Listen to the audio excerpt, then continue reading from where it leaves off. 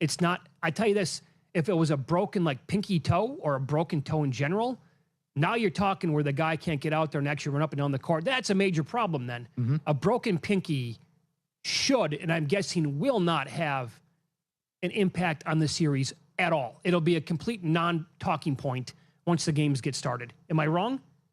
No, you're right. You're going to have him. He's ready to go game one. It's not going to be a problem with him shooting. You don't want his offense anyways. I like when they play the Twin Towers. We'll see how much they'll use of it as well. St. Mary's now minus $5 in play. But I that's much ado about nothing. I totally agree.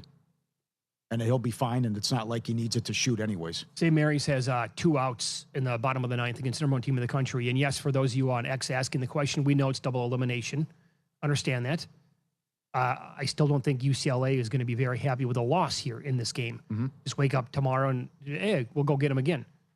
You don't take any chances whatsoever. And they were as high as plus 180 in the market. If you miss it, I tried to get down on UCLA in the last segment, but it was what a racket we live in. Spinning. It was spinning for a minute, and then it rejected the bet. Okay, it could be a loser the way it looks. Amazing. I guess good thing it rejected it, huh? Yeah, sent to traders. Traders are checking it over. Sure. This is maybe the most random trend I'm ever going to give you. I know, but it keeps winning. No, this is different. Okay. This one's undefeated. Yeah, it keeps winning. No, I know you're going. Oh, you do? Yes. This is phenomenal. It is all-time kooky, but it's sort of this. Does it have to do with Harrison Barnes? Yeah. Okay, all right. So here's the trend. Harrison Barnes' birthday is tomorrow. So what does that have to do with anything? Well, NBA players in Game 7s when they play on their birthday, all time, it's happened 7 times. Tomorrow's going to be number 8. Those players and the teams that they play for are 7-0. Barnes will try to make it 8-0. Barnes did this in a Game 7 10 years ago, the Golden State Warriors, and they won. Happened in 2016.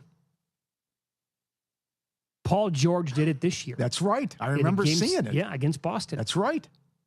And it happened with some other guys going all over. Walt Hazzard was the first player to ever be in a Game 7 on his birthday, 1966.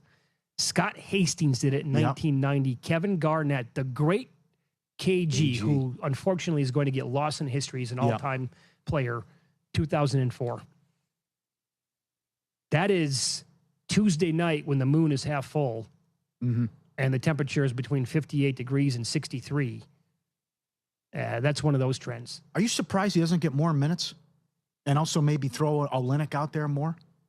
I kind of am, yeah. I would think, it's especially when some of these guys are struggling shooting, that maybe to give him more look. I don't hate the idea of playing Barnes a little bit more. Yeah. I always liked his game. I tell you, but props are going to be tough with a Game 7 and what could be low scoring, even though the Game 7s are 4-0 to the over so far in the playoffs. You want to go? It's right, because the Spurs are going to be kicking themselves if they can't win this series without Mitchell and without Williams, if they can't get this done. And boy, I think, I know Raheem mentioned Game 5. I think Game 3 is the one that's going to be really going to bother them. To be up 15 to rip and the whole building's up for grabs, and then the bench goes crazy, and Caruso knocking down threes. But that's why it's so funny and interesting that at times Caruso looks so good and they're knocking down so many shots. Sure. And then last night, nothing's fallen. He only attempts, I think, 3 and only makes 1 3-pointer. And then you pull people when it's a blowout. De'Aaron Fox prop tomorrow night is 13.5 points. They won, but he was bad last night, too. There's no way I could bet him over. Yeah, I know. Which I know you're concerned about. During the fall and winter, grilling season never ends, and Gessler Propane is your local supplier that makes sure you get your hard-earned money's worth. Why go to gas exchanges to pay higher prices for tanks not filled to capacity? Gessler Propane makes sure you're prepared for year-round grilling with 100% filled tanks at a reasonable cost. See Bob Monday through Friday, 10 to 4, and Saturday, 9 to 3 at Gessler Propane, 702 Youngstown Poland Road, Struthers, or call 330-755-9119. Gessler Propane. They got gas. You're listening to WRDB, Western Reserve Digital Broadcasting, Youngstown, Warren, Salem, and around the world. Please stand by for a special presentation of Western Reserve Radio at westernreserveradio.com on the Live 365 network and the Live 365 app.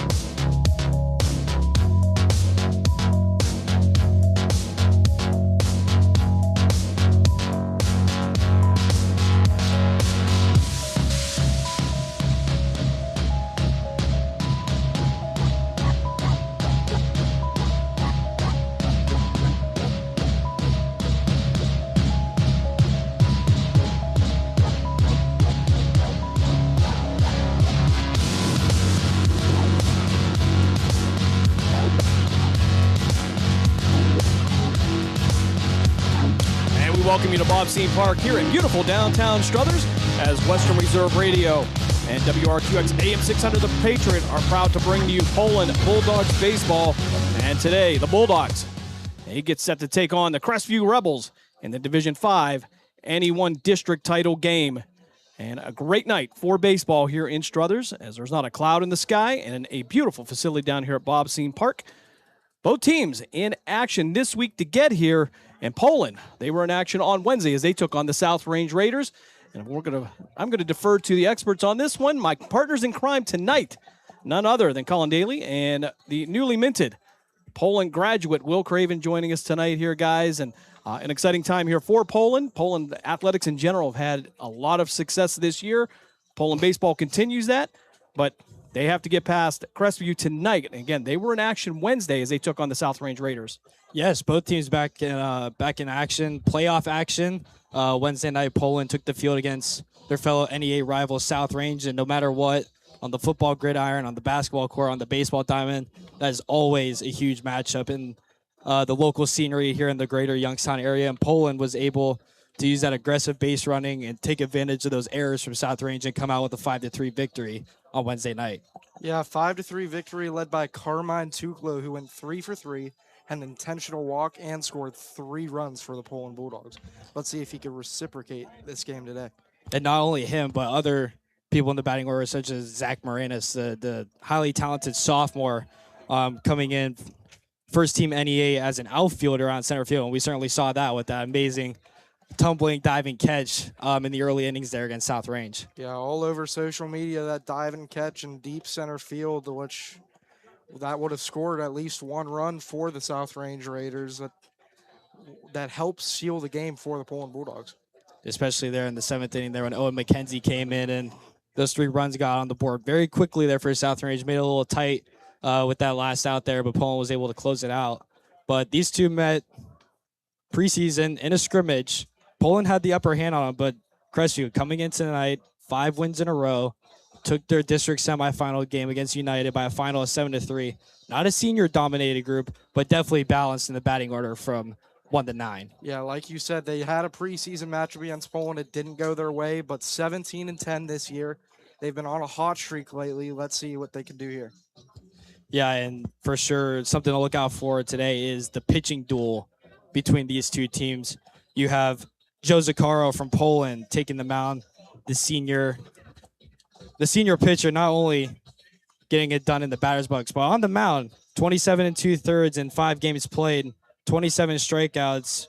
And, you know, you want to talk about a player that can do it all. Joe Zaccaro on the mound is definitely one that can pump the ball. Yeah, Joe Zaccaro considered probably Poland's ace this year, the senior. He's been doing great this year. Great outing by Pitzulo Grady on Wednesday. let's see if Zaccaro can do as well today. And Grady Pizzullo reaching second team honors in the NEA on the pitching mound with 43 in the third inning, and he pitched a beauty on Wednesday against South Range. Crestview also in action this week to get here. They took on, I believe, United. Yeah, they did take on United, and they took the 7-3 win. And honestly, it was like almost the same as Poland, but not too many errors from United. So Crestview, with their hitting, it was really on Wednesday night. Yeah, Crestview with the 7-3 win. Like you said, they're not dominated by seniors. They have a well-rounded team that will be good for years to come. And not only getting the bats going, but many times they reached base on walks. They were stealing bases. They were getting on pass balls. So both teams equally on paper seem to play the same style of blue-collar baseball. Yeah, both teams run a lot of walks in their previous games. Poland more on the side of South Range committing errors. That's what got them the runs. That's what got them the lead in these early innings on Wednesday. But like you said, Crestview drawing a lot of those walks, getting those people on base, getting those runs. And Poland today, they're itching to get into the history books with this team. Poland has not claimed the district title since 2019 when they took on their fellow Battle of 224 rival Canfield at this very field, where they took a nail-biter by a final score of 8-7. They're etching to get into the history books here. You talk about Crestview, young team here. Only one senior starting tonight. He'll be starting on the mound. 3 juniors, 3 sophomores, and 2 freshmen. So a big window here for the Crestview Rebels.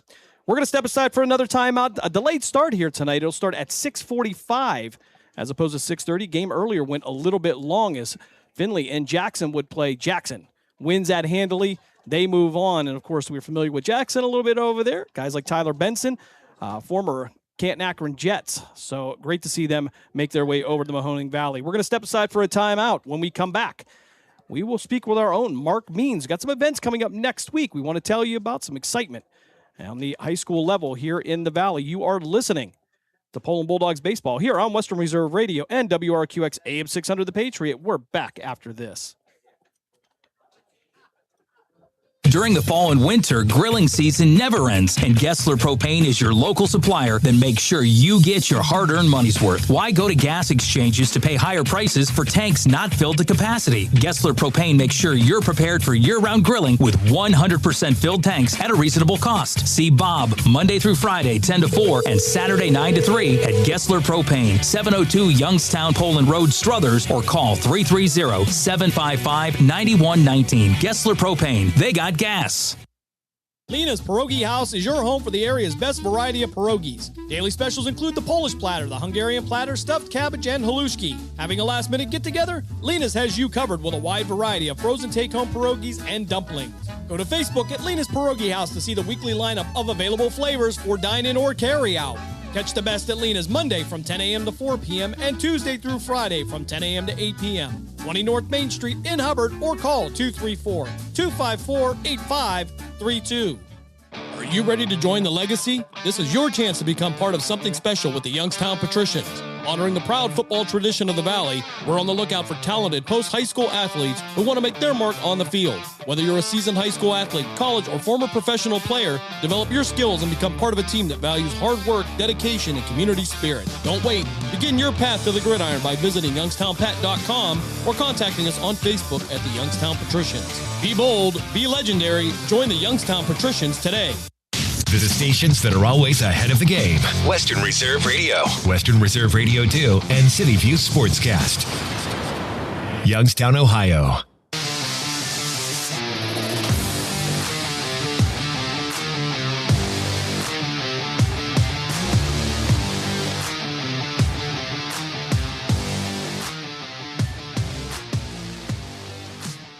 Back here at Bobstein Park in Struthers as we get ready for the Poland Bulldogs and the Crestview Rebels Division 5 NE1 district title game. And right now, though, we are joined by our own Mark Means. And Mark, we got a couple of great things coming up here next Thursday and Friday. We want to get that up on the high school level because, you know what, live sports is the best. It is. And you know what? It's kind of become a tradition for us at Western Reserve Radio to have these games on back-to-back nights. We've got, of course, the 40th annual Jack Arvin High School Football All-Star Game that is being played at Hubbard at 7 o'clock on Thursday. It is Liberty coaching the Trumbull County team. It is Lowellville coaching the Mahoning County team. And the Lowellville coach, Jim, how about this, making history? He's the first former player in the Jack Arvin Classic to now be a coach in the same game. Yeah, and it's amazing that it's taken that long with all the great talent that's come out of the area, and especially that have moved into coaching. Of course, we're known for a lot of coaches in the country. So that is a monumental event for that game here. But it doesn't end with that. It's going to be a great night of football as we get to see those seniors for the last time. Some seniors we have called their names for 4 years, but it will be the last time we see it, and that will be over at Hubbard High School, their beautiful stadium over there at Veterans Field. Yeah, absolutely. You know, Hubbard's a great venue. It's my alma mater. It's Dave Ferris's alma mater. We had Jack Arvin as a teacher in school, so the game is always special to us. But we're going to keep the All-Star games rolling.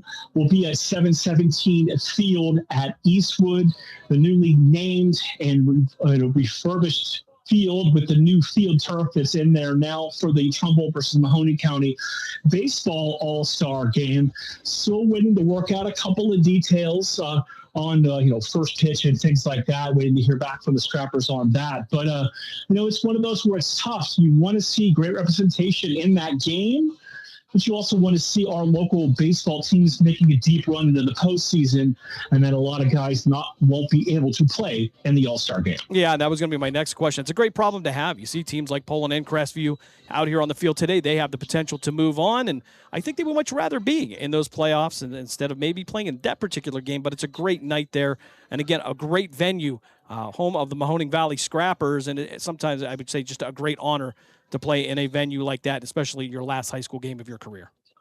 Yeah, absolutely. I mean, the Scrappers do a fantastic job hosting that game. They came up with that idea, years ago. They've been playing this game for a long time now. It's one of those games where, everybody plays. There's not your traditional, 9-man lineup. They may have a couple of extra guys. Guys may re-enter a few times that aren't necessarily following the rules, but, it's an all-star game. It's meant to be fun.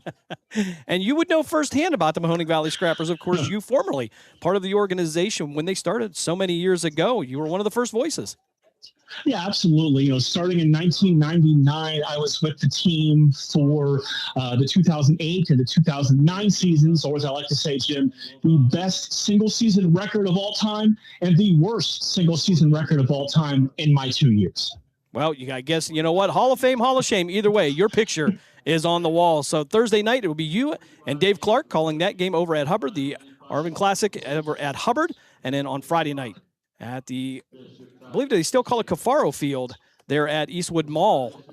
Again, two great venues, two great games, and a privilege to be a part of that.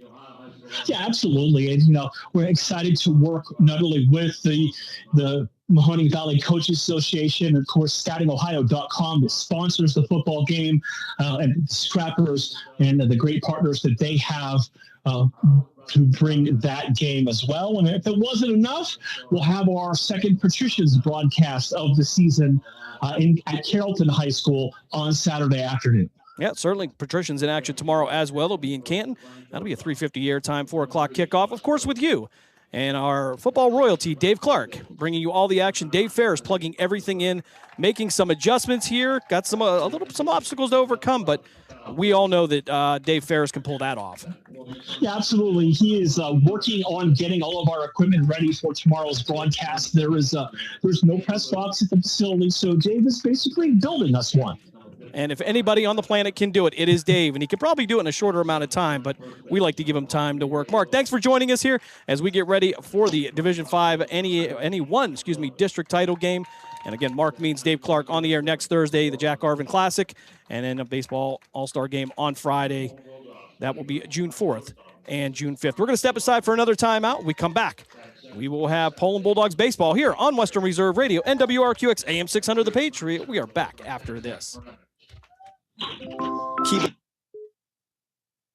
Ford Cat, Hamilton the Pug, and Toast Meets World. These are some of the internet's most beloved pets. And they all have one thing in common. Their stories started in a shelter. Start your story. Adopt a dog or cat today. Visit theshelterpetproject.org to find a pet near you. Training that pet to play the keyboard, that's optional. Start a story. Adopt a shelter or rescue pet today. Brought to you by Maddie's Fund, the Humane Society of the United States, and the Ad Council. Okay, what are you wearing right now? Nothing. That's right. So mommy's gonna teach you how to dress yourself. Underwear always comes first, name tag at the back, then pants, then shirt. Get the first button in the right hole or you have to start all over. Socks going first, then shoes, right on right, left on left. With shoelaces, just take the ends, cross them over, switch the loops, the rabbit goes down the hole, pull tight, and you're left with bunny ears. Got it? Why are your pants on your head? Most parenting is hard to do in just 2 minutes. But 2 minutes twice a day making sure they brush their teeth is easier, and it could help save them from a lifetime of tooth pain. Visit 2min2x.org to find out more. A message from the Partnership for Healthy Mouths, Healthy Lives, and the Ad Council. How's it going? I'm having a stroke. Are you going to shake my hand? I'm having a stroke. Wow, you're not even moving your arm. I'm having a stroke. When someone is having a stroke, they may not be able to say it with words, but their body language will tell you loud and clear. Look for FAST. F, face drooping. A, arm weakness. S, speech difficulty. T, time to call 911 immediately. Know the sudden signs. Spot a stroke fast. Visit strokeassociation.org. Brought to you by the American Stroke Association and the Ad Council. The storks are bringing me a baby brother. We can do this together. All right, let's go. Storks know how to keep kids safe. Do you? What? Oh my gosh, you don't know. I know. You don't. Oh man, you laugh when you're uncomfortable. No. Making sure your child is in the right car seat is one of the steps to safer travel. I will rock this. You will rock this. To know for sure that your child is in the right car seat for their age and size, visit safercar.gov/the right seat. Cool. Very cool. Brought to you by the National Highway Traffic Safety Administration and the Ad Council. Are you tired of switching apps just to catch your favorite shows and live events? Say hello to the iMedia1 Network app, your one-stop destination for streaming and everything that matters. From national sports to exclusive local content, Western Reserve Radio, Western Reserve Radio 2, and City View Sportscast are now all in one place, anytime, anywhere. Download the free iMedia1 Network app on iOS and Android and unlock the future of sports audio in the palm of your hand. The iMedia1 Network, your sports app in the Valley. The stations that always keep you in the zone. I love it. It's awesome. Western Reserve Radio, Western Reserve Radio 2, and City View Sportscast, Youngstown, Ohio.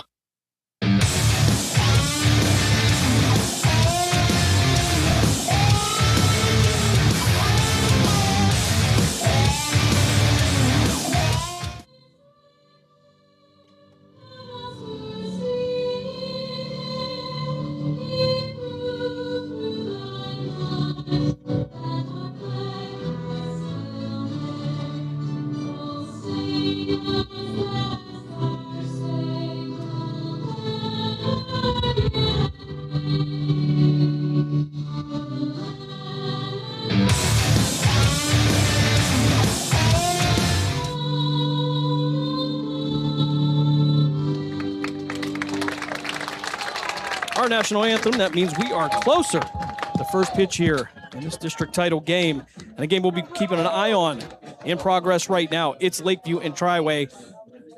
And we are waiting for an update, and I believe you've got one.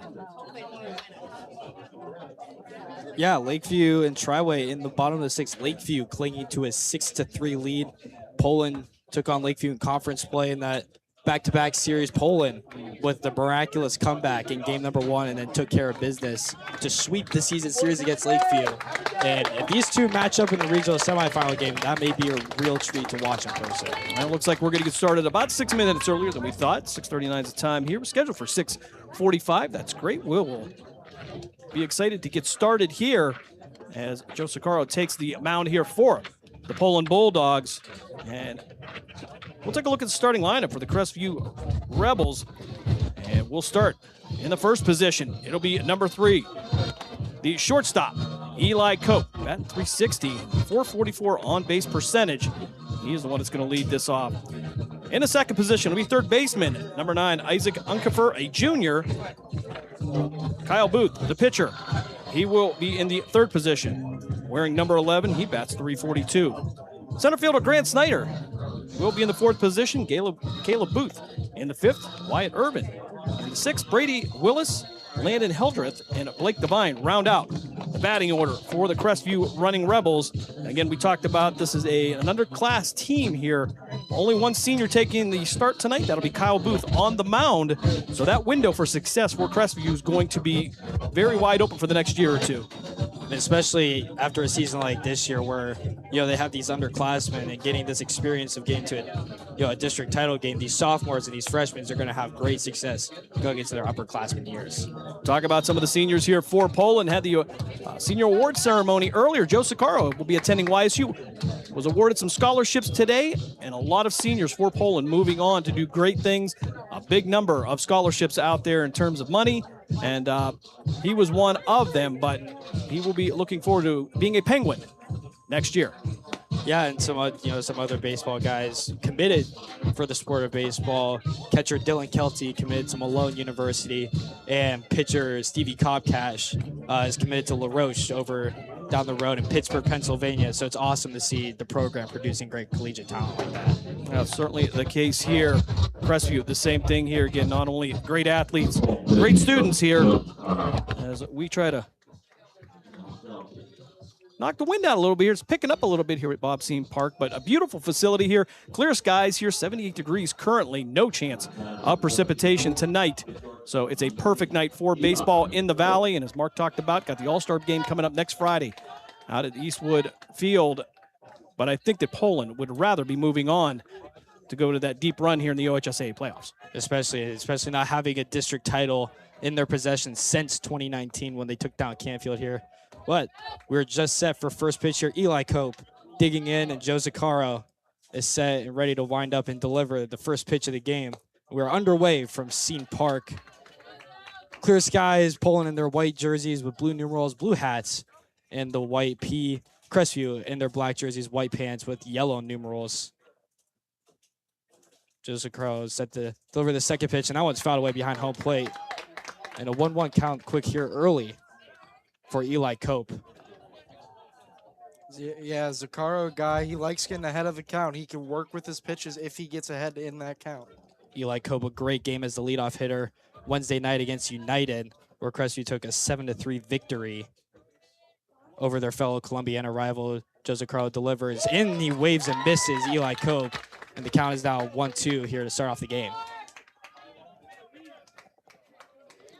Eli Cope on the air batting about 360, and he's one of those Crestview Rebels that are in that upper batting average range, all above 300. Zaccaro delivers wide for 2-2 to be the count here.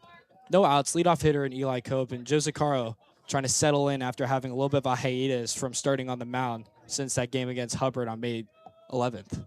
Yeah, May 11th, his last start.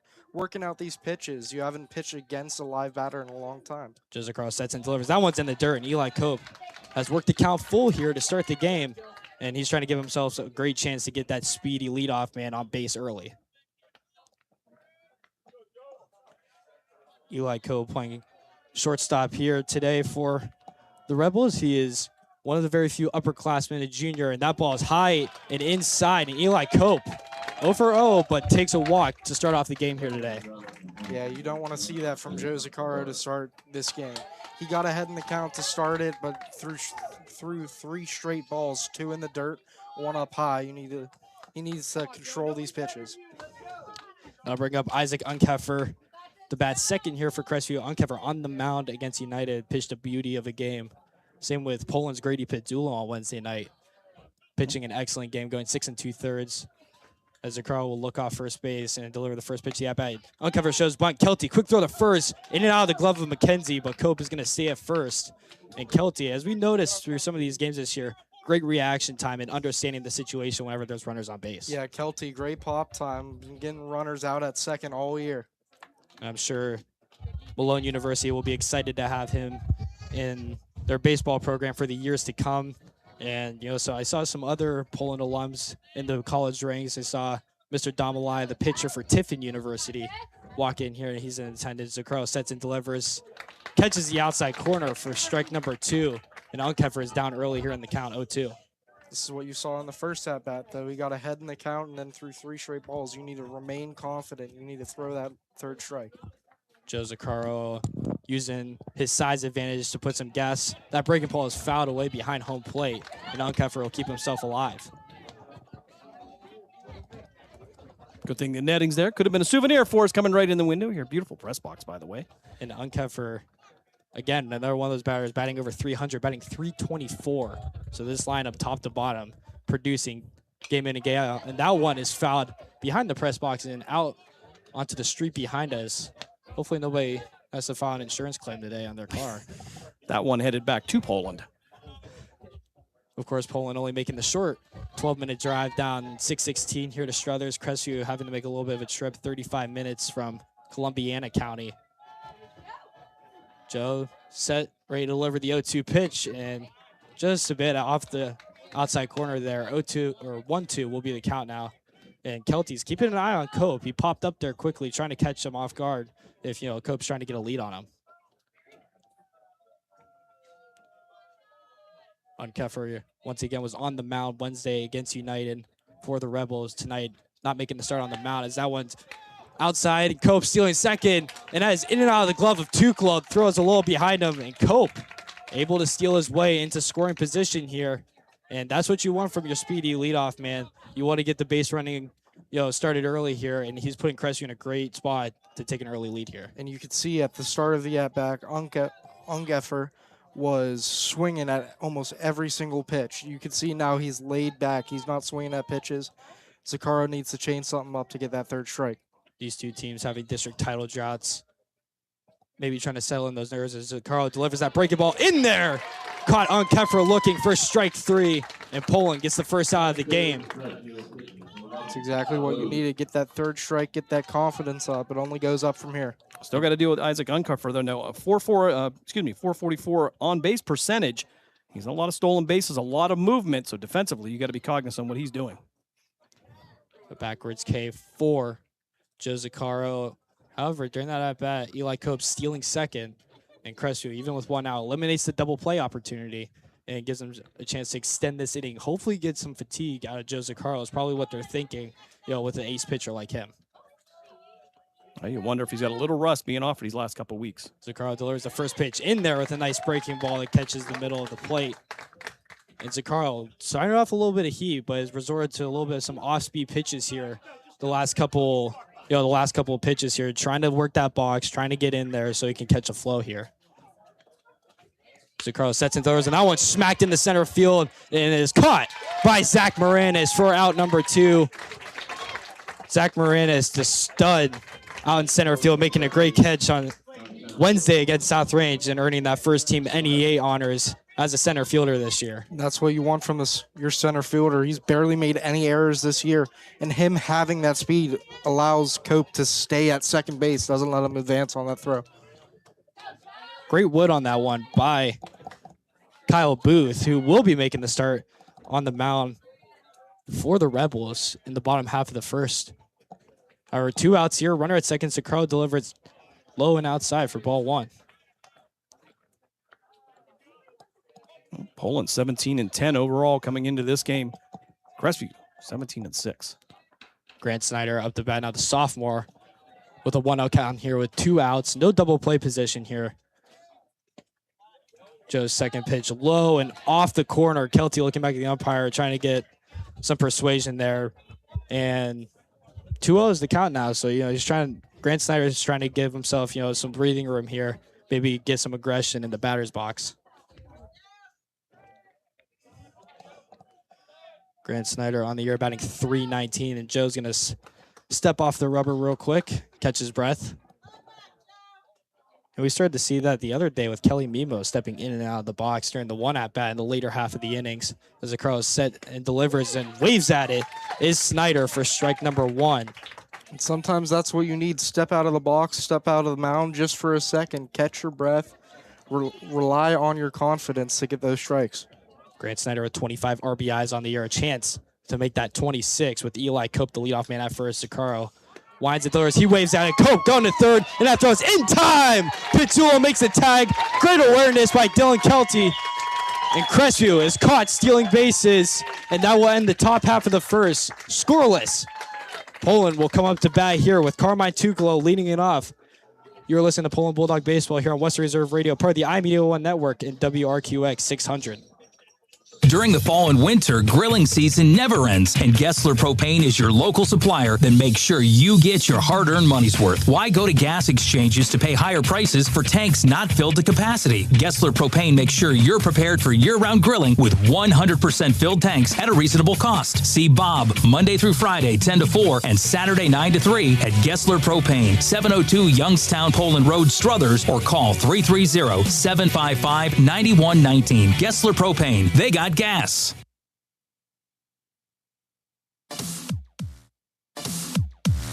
Are you ready to hit the gridiron and make your mark? The Cleveland Cobras are recruiting players and coaches for the upcoming Premier Amateur Football League season.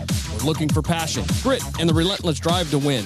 Whether you're a seasoned vet or hungry rookie, your shot starts now. Join a brotherhood, build a legacy, strike with the Cobras. Follow us on Facebook at Cleveland Cobras Football, or for league information, visit PAFLfootball.com to get started today. Team Pride Cobras. To the stations that are always ahead of the game. Western Reserve Radio, Western Reserve Radio 2, and City View Sportscast. Youngstown, Ohio.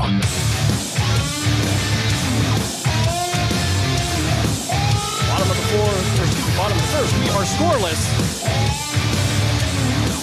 Joe Sicaro breaks out 3 of the top 4 in the Crestview order. Take an opportunity here. Want to thank several people: Ben Slagle, Dave Ferris, Charlie Conley, and of course, Bill Kelly for trusting us with their airwaves today here on WRQX AM 600 as we get to bring you this Division 5 NE1 district title game. Poland and Crestview, so far, it's gone the way that Poland wants. Yeah, Poland jumped out, to a great defensive start. They did a great job Wednesday night. They kept South Range to no runs until that top half of the 7th inning. And, you have a great top half of the lineup here. We were talking earlier. The top 5 hitters in this lineup to start against the South Range game, the bats were hot to start. Yeah, especially the first 3. You have Carmine Tuclo, Aiden Perry, Zach Moranis. These guys all have speed on them. They can make a single into a double at any opportunity. And, you have a senior, Carmine Tuclo, but then you follow up with 2 sophomores in Aiden Perry and Zach Moranis. And we knew what to expect out of Moranis, but Aiden Perry becoming, a little diamond in the rough here, working his way up in the batting order towards, postseason play. Carmine Tuclo set to dig in here. Carmine leading the team in doubles with 11 this year, along with 3 triples and 30 runs as the first pitch is high, and Carmine will take ball 1. Yeah, Carmine Tuclo 3 for 3 in that game against South Range on Wednesday. Just phenomenal. And also a great base running there, catching South Range off guard, getting out of a little rundown as the second pitch is high again for ball 2. Yeah, like you said, got out of that rundown. He was stuck between second and third in a little of a pickle, but the catcher made an error and he scores a run. Kyle Booth making the start on the mound for Crestview, flying out in the first inning to center fielder Zach Moranis. Carmine Tuclo shows bunt, takes that third pitch high again, and Carmine Tuclo getting into a comfy count here, up 3-0. It's kind of like what happened with Zacaro in the first at-bat. He takes a walk, get a speedy guy on first base. And you don't want somebody like Carmine Tuclo on base running, as that fourth pitch is in there for strike 1. Kyle Booth keeps the count alive, trying to keep Carmine Tuclo from getting on base here. Tuclo trying to sell it. He's another recipient of some scholarships today. There's a 5th pitch at-bat's in there, and Kyle Booth has gotten the count full here, trying to get out number 1 in the bottom half of the first. Carmine Tuclo, a great basketball player during the winter season, accumulating almost 1,200 points over his career. That pitch is smacked down to third base, gathered and thrown. Tuclo beats the throw, and Tuclo, using that speedy base running, gets on base with a hustle single there in the infield. And Carmine, 1 for 1, and still batting 1,000 in the playoffs. Yeah, Tuclo, a multi-sport athlete himself, today got a scholarship. Not only did he get that, he got the amount of points he scored in basketball, $1,149. So congratulations, Carmine Tuclo. Yeah, they give it to him in cold hard cash, too. And that's the truth. Some of the guys I know, I don't know if you want to give him that. That kind of caught me off guard a little bit. First pitch of the at-bat, Aiden Perry fouling away.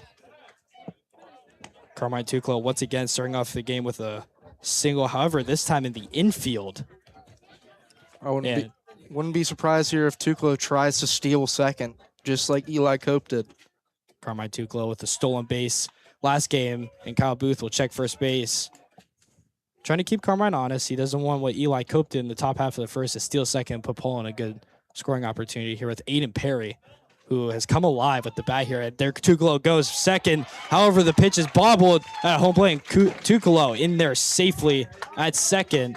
And just like Crestview with Eli Cope, Carmine Tuklo steals second and puts Poland a great opportunity here. Let's hope Carmine Tuklo does not do the same as Eli Cope, though, and try to steal third. You do not want to get tagged out in this position. You have a runner in scoring position if you're Poland.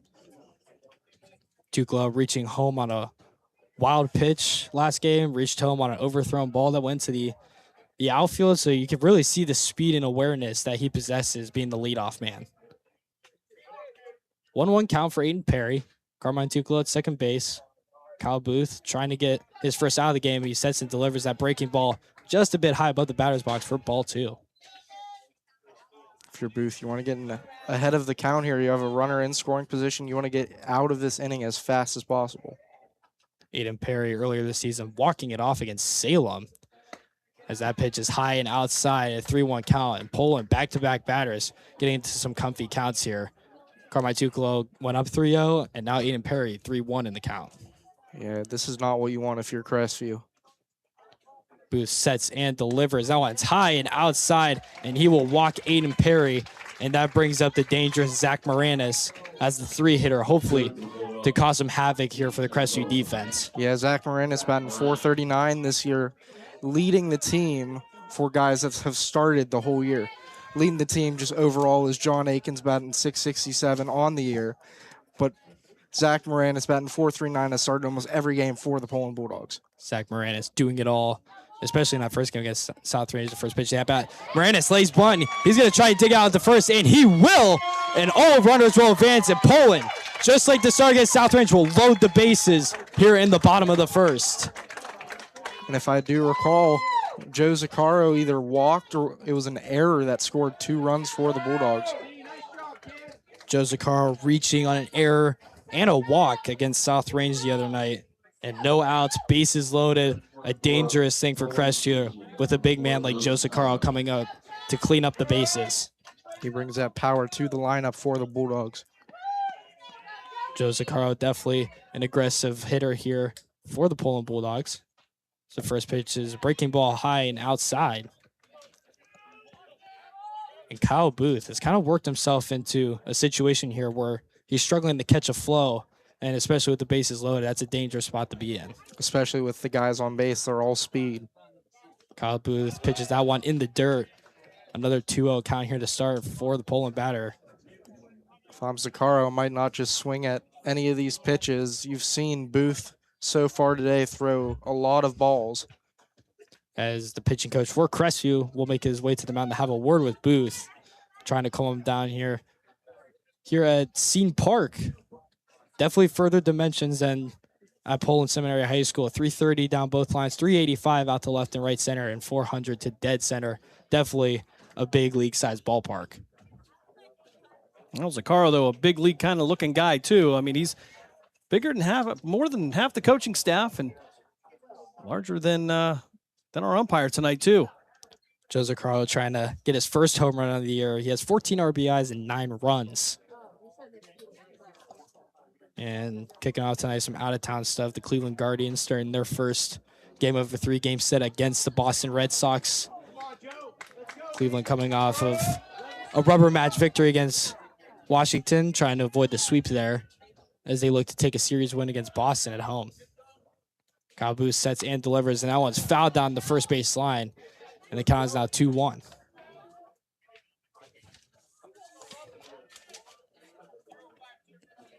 Carl, the right-handed hitter. Booth, the right-handed pitcher.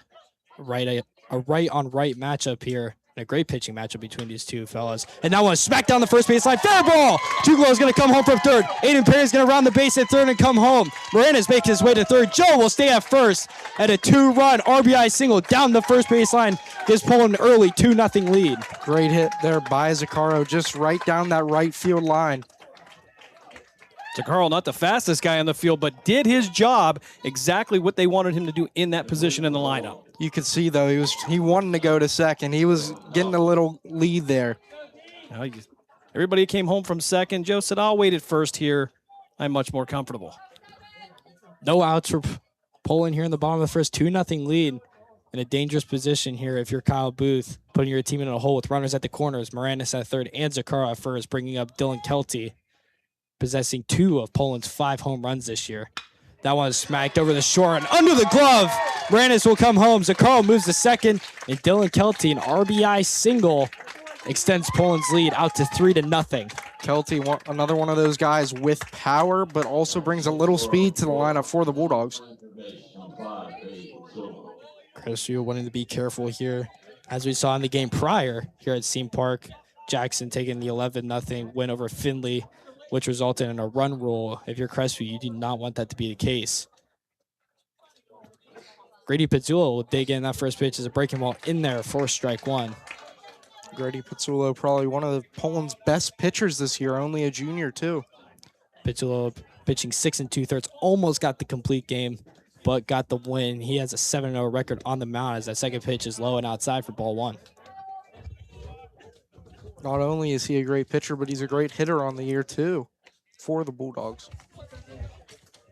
Grady Pizzullo on the year batting .310 for the Bulldogs. Among that higher class of batters as that pitch is down in the dirt to make the count 2-1. Grady Pizzullo, only being a junior, has his whole senior year ahead of him, pitching 43 1/3 inning this year. Definitely making his presence known on the pitching mound. As that one is smacked in the center field, and it is going to fall for a base hit. Joseph Carl is going to hit third. He's going to turn the bag and go. Kelty will make his way to third. Joe falls outside the baseline. Looks like he heard something, and he'll be tagged out at home. He was stumbling home. And not a good look for Joseph Carl coming up with an injury as he rounded third. Kelty moved to third. And Pizzullo ran in the second there with a double. Would have been an RBI double, but it looks like Joseph Carl is in some discomfort there. You could see he went from the dirt to the grass area, and it didn't look like he landed well. He came around with a lot of momentum around third base, just went down, and then worked his way to home. But more importantly, right now, in baseball terms, your pitcher just walked off the field with a hot start. We'll see if he's going to make it back to the mound. You got to see if he doesn't make it back to the mound, who is going to replace him in today's game. Especially with one of your other aces, Grady Pizzullo, just pitching over 100 pitches the other night against South Range in 6 2/3 inning. Definitely the shoulder is not ready for another ace start. You may see Owen McKenzie, you could see, relieved in the last game against South Range. Maybe he'll come in for Zakaro if the injury is worse for wear. So the first pitch to McKenzie catches the corner for strike one. Saw head coach Rich Murray out there talking to the umpire as well. Had some concerns, but I really didn't see anything changed. Dylan Kelty reaching second with a double on that last at-bat. Or sorry, Grady Pizzullo, for that matter. Dylan Kelty advanced to third. And from head to toe so far, Poland getting the bats going early. Everybody's contributing as they have a 3-0 lead here in the bottom of the first with 5 hits. Only one out, too. Booth sets in, delivers, trying to catch the outside corner, but misses. As it's now a 1-2 count.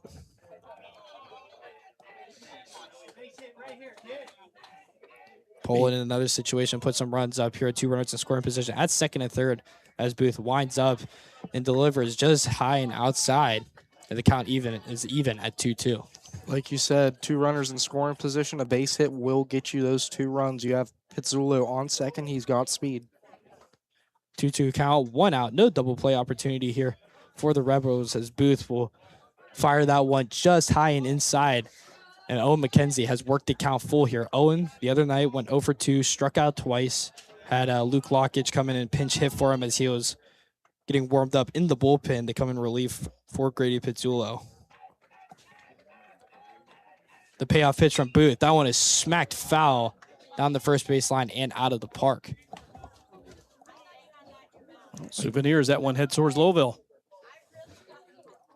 Struthers just in between Lowville and Campbell here at this Great facility, home of Class B baseball in the summertime. Always great baseball to catch here at Bob Scene Park. As Booth sets in, delivers the payoff pitch high and inside, and he will walk Owen McKenzie. And Poland has loaded the bases again. 3-0 your score right now. Poland in lead will step aside 10 seconds for station identification.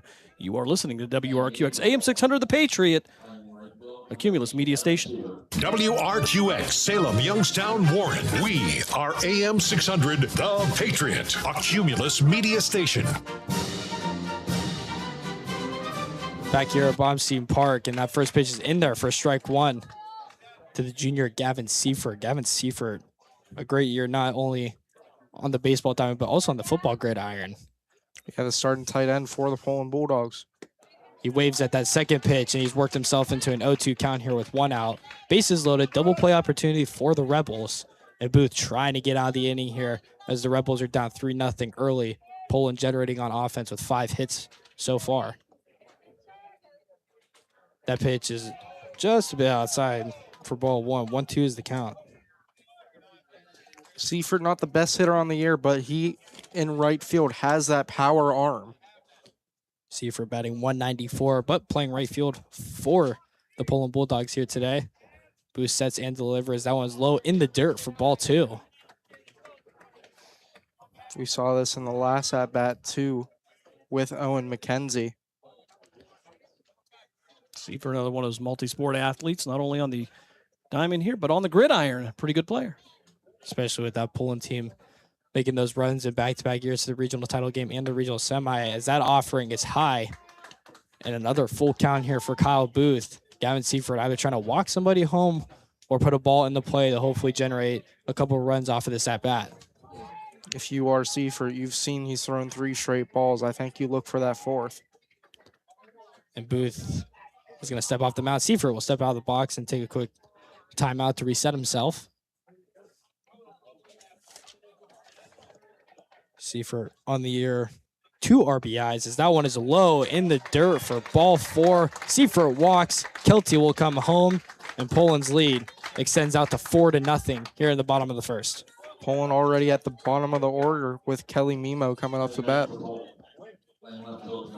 Poland has reached the bottom half of the order just in the bottom of the first with the 9-hitter in Kelly Mimo. Again, another football player playing wide receiver and defensive back for the Bulldogs this year. I mentioned his name at the senior awards today as well. Mimo smacks that one out to right field, and it is over the head and it'll roll to the wall. Pizzullo will come in for 1. McKenzie rounds third. He'll head for home. Seifert advances to third, and another 2-run RBI double for Kelly Mimo, and Poland has exploded the gates open. It is 6-0 in the bottom of the first. You saw this like the South Range game. Poland getting out to an early lead, getting a lot of runs. And just like that, back to the top of the order, Carmine Tuclo, and it looks like that might be the day for Kyle Booth. Which you don't want to see for a starting pitcher, not even pitching a full inning for the Crestview Rebels. He'll get through a third of an inning, 6 hits given up, 6 runs. Well, interesting dynamic now. The damage is done. Joe Sicarlo now becoming the question. Can the Poland defense hold off Crestview to not let them back in the game? And the way the first inning is going, you might see Zacaro bat again, or who is going to come in for Zacaro to bat. Well, Rich Murray, I'm sure, with those contingency plans, you'd like to think. But I don't think he can be much more happy when you have a 6-0 lead here in bottom of the first. And we've seen from Poland this year using their juniors such as Luke Lockage coming in the pinch hit when needed throughout the season. And he's definitely done his fair share of damage, being a junior, getting his first varsity touches this year. Lockage stands about 6'5". I've seen him stand next to you, and he fills a doorway. And he's definitely somebody that possesses one of those 5 home runs for Poland, having 1 on the year, a grand slam. Grand slam to deep center field at Poland Seminary High School. He could definitely get under the ball, as we've seen this year. A couple of them could have gone out if, the wind was blowing, maybe 1 mile an hour the other way. But it looks like Crestview is going to have number 22, looks like Grant Snyder is going to step in relief of Kyle Booth.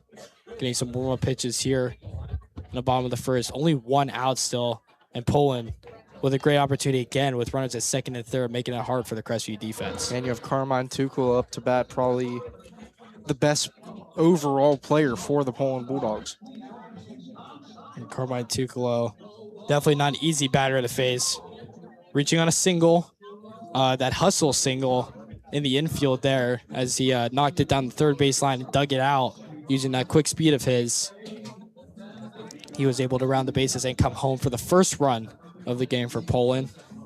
You've seen throughout the years, too, either in basketball or in baseball, once it hits playoffs, Tuchel steps it up to another level. The intensity, the power, he steps it up, he gets those runs or those points for the Bulldogs.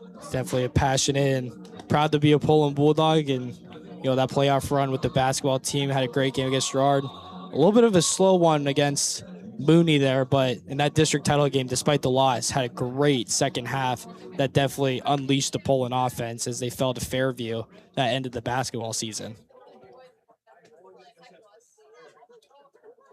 And of course, a great venue here, classmates all around from both schools, great attendance by fans, parents, and a beautiful ballpark to be playing at. 6-0 lead here for Poland. Graduation coming up tomorrow evening, the ceremony at Poland Seminary High School. A lot of the folks here looking forward to that. And not only graduation, but if they win today, they are playing into the month of June as graduates, on their track to make a deep playoff run, trying to earn their first district title win since 2019 when they took down their fellow rival Canfield in an 8-7 final back in 2019.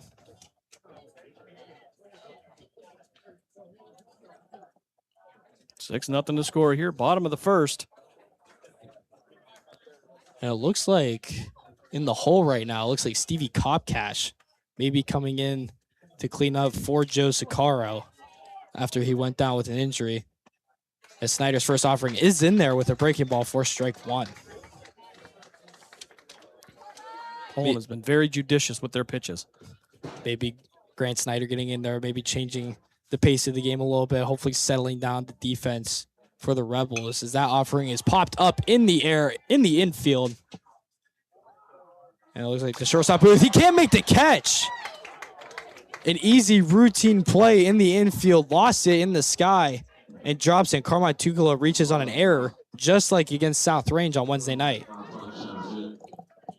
Eli Cope with the drop. I think he may have lost it in the sun out there. You can see the hand come up just a little bit, but you can see the disappointment on his face. And Crestview, just mental errors left and right so far. And now the bases are loaded once again with Aiden Perry coming back up to bat, who walked his first time. Grant Snyder's first offering is a breaking ball just a bit high and outside for ball one. Aiden Perry, another one of those guys, like Tuchel earlier today, had that infield single. Aiden Perry is one of those guys who could push that speed into getting a single. Second offering caught the outside edge of the plate for strike one. Now, bases loaded here. Perry just looking to get the ball in play as about anything could get that run home from 90 feet away at third base, whether it be a sac fly or just an infield hit. As Perry smacks that one in the center field, and an easy routine catch. Seifert will tag home, and he will make it in plenty of time and add another run to Poland's score. It is 7-0 here in the bottom of the first. Bringing Zach Moranis to the plate, too. Like we said earlier, leads the team consistently in batting average. Yeah, Kelly Mimo at second and Carmine Tuchel at first. Aiden Perry with a sac fly to center. As Zach Moranis, the first team NEA outfielder, steps into the box as Kelly Mimo was stealing third, but that one was fouled away to make the count 0-1. And I believe that headed out right towards our car in the parking lot. So hopefully we'll have a windshield. Yeah, don't want to file an insurance claim when you come to a ball game. The good news is they'll come to where you are and fix it for you. And it sounds like there's some cars sounding on the parking lot. Hopefully they didn't get hit. 0-1 the count for Moranis. Tuchel at first, Mimo at second. Snyder delivers, and that one's fouled away right to the left of us. And Moranis is down early in the count. It's 0-2. Morena's trying to play some music with these car horns going off. Morena's the left-handed hitter, which any tips will head right towards a great Ford Fusion out there. And Zach Morenas, also a great soccer player during the fall season. As a sophomore, as this offering is smacked in the left field, and it'll be a diving catch by the left fielder, Landon Hildreth, to get Crestview out of a nightmare inning. Poland tacks on 7 with 6 hits in the bottom half of the first. 7-0 is your score. We head to the second. You are listening to Poland Bulldogs baseball here on Western Reserve Radio and WRQX AM 600 The Patriot. We are back after this. Most of my family, they never graduated high school, so I'm trying to break that barrier. My daughter Brooklyn was also a motivation for me to go back to school. Every day after work, went straight to school, and it paid off. At age 26, Kareem finished his high school diploma. I could not have done it alone. I see the future is really bright for me. No one gets a diploma alone. If you're thinking of finishing your high school diploma, you have help. Find free adult education classes near you at finishyourdiploma.org. Brought to you by the Dollar General Literacy Foundation and the Ad Council. So I'm a cat, and I just moved in with this new human, and she's got this little toy she's always playing with, all day long. Tap, tap, tap, tap, bloop, bloop. She can't put it down. There it is. Oh, and get this. She even talks to it. Last week, she asked it for Chinese, and guess what? Egg rolls showed up. Like magic. Humans have cool toys. A person is the best thing to happen to a shelter pet. Be that person. Adopt. Brought to you by the Ad Council and the ShelterPetProject.org. What if I told you that a tornado was going to happen tomorrow, right where you live? That it would touch down at exactly 3:17 p.m., and I told you the exact path it would take. You would, of course, prepare. You would talk with your loved ones, and you'd make a plan today. It's true, I can't tell you a tornado will strike tomorrow, but shouldn't you have a plan anyway? Go to ready.gov/communicate and make your emergency plan today. Don't wait. Communicate. Brought to you by FEMA and the Ad Council. Youngstown, Warren, and Salem Sports Talk is on the iMedia1 network. Western Reserve Radio, Western Reserve Radio 2, and City View Sportscast.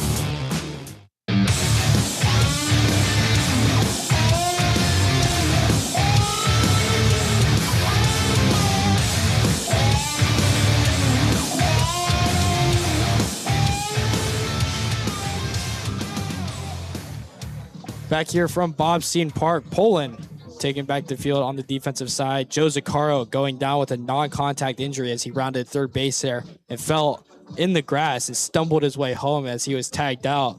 So Poland putting Stevie Kopkash in relief.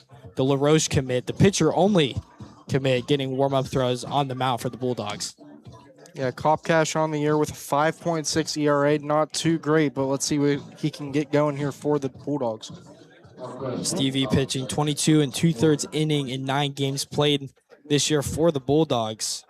16 runs given up and 16 of those being earned runs as well. Hopefully to turn the tide here during their postseason run as Grant Snyder will pick up the bat once again as his at-bat ended after Eli Cope was caught stealing third after the great reaction time by Dylan Kelty.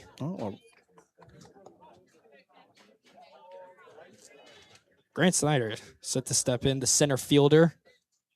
Pitching now for Crestview. As he waves at the first offering by Stevie Kopkash, it is 0-1. Kopkash, another one of those recognized student athletes today. There were many.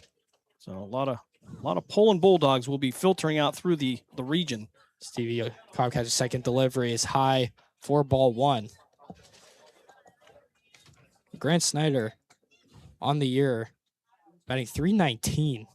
So definitely balanced in the offensive side of things for Crestview, but that first inning ending early after being caught stealing was Eli Cope, and Snyder waves at it again for strike 2. That's what you like to see on this little time to put in a new pitcher for the Bulldogs. Still getting those strikes.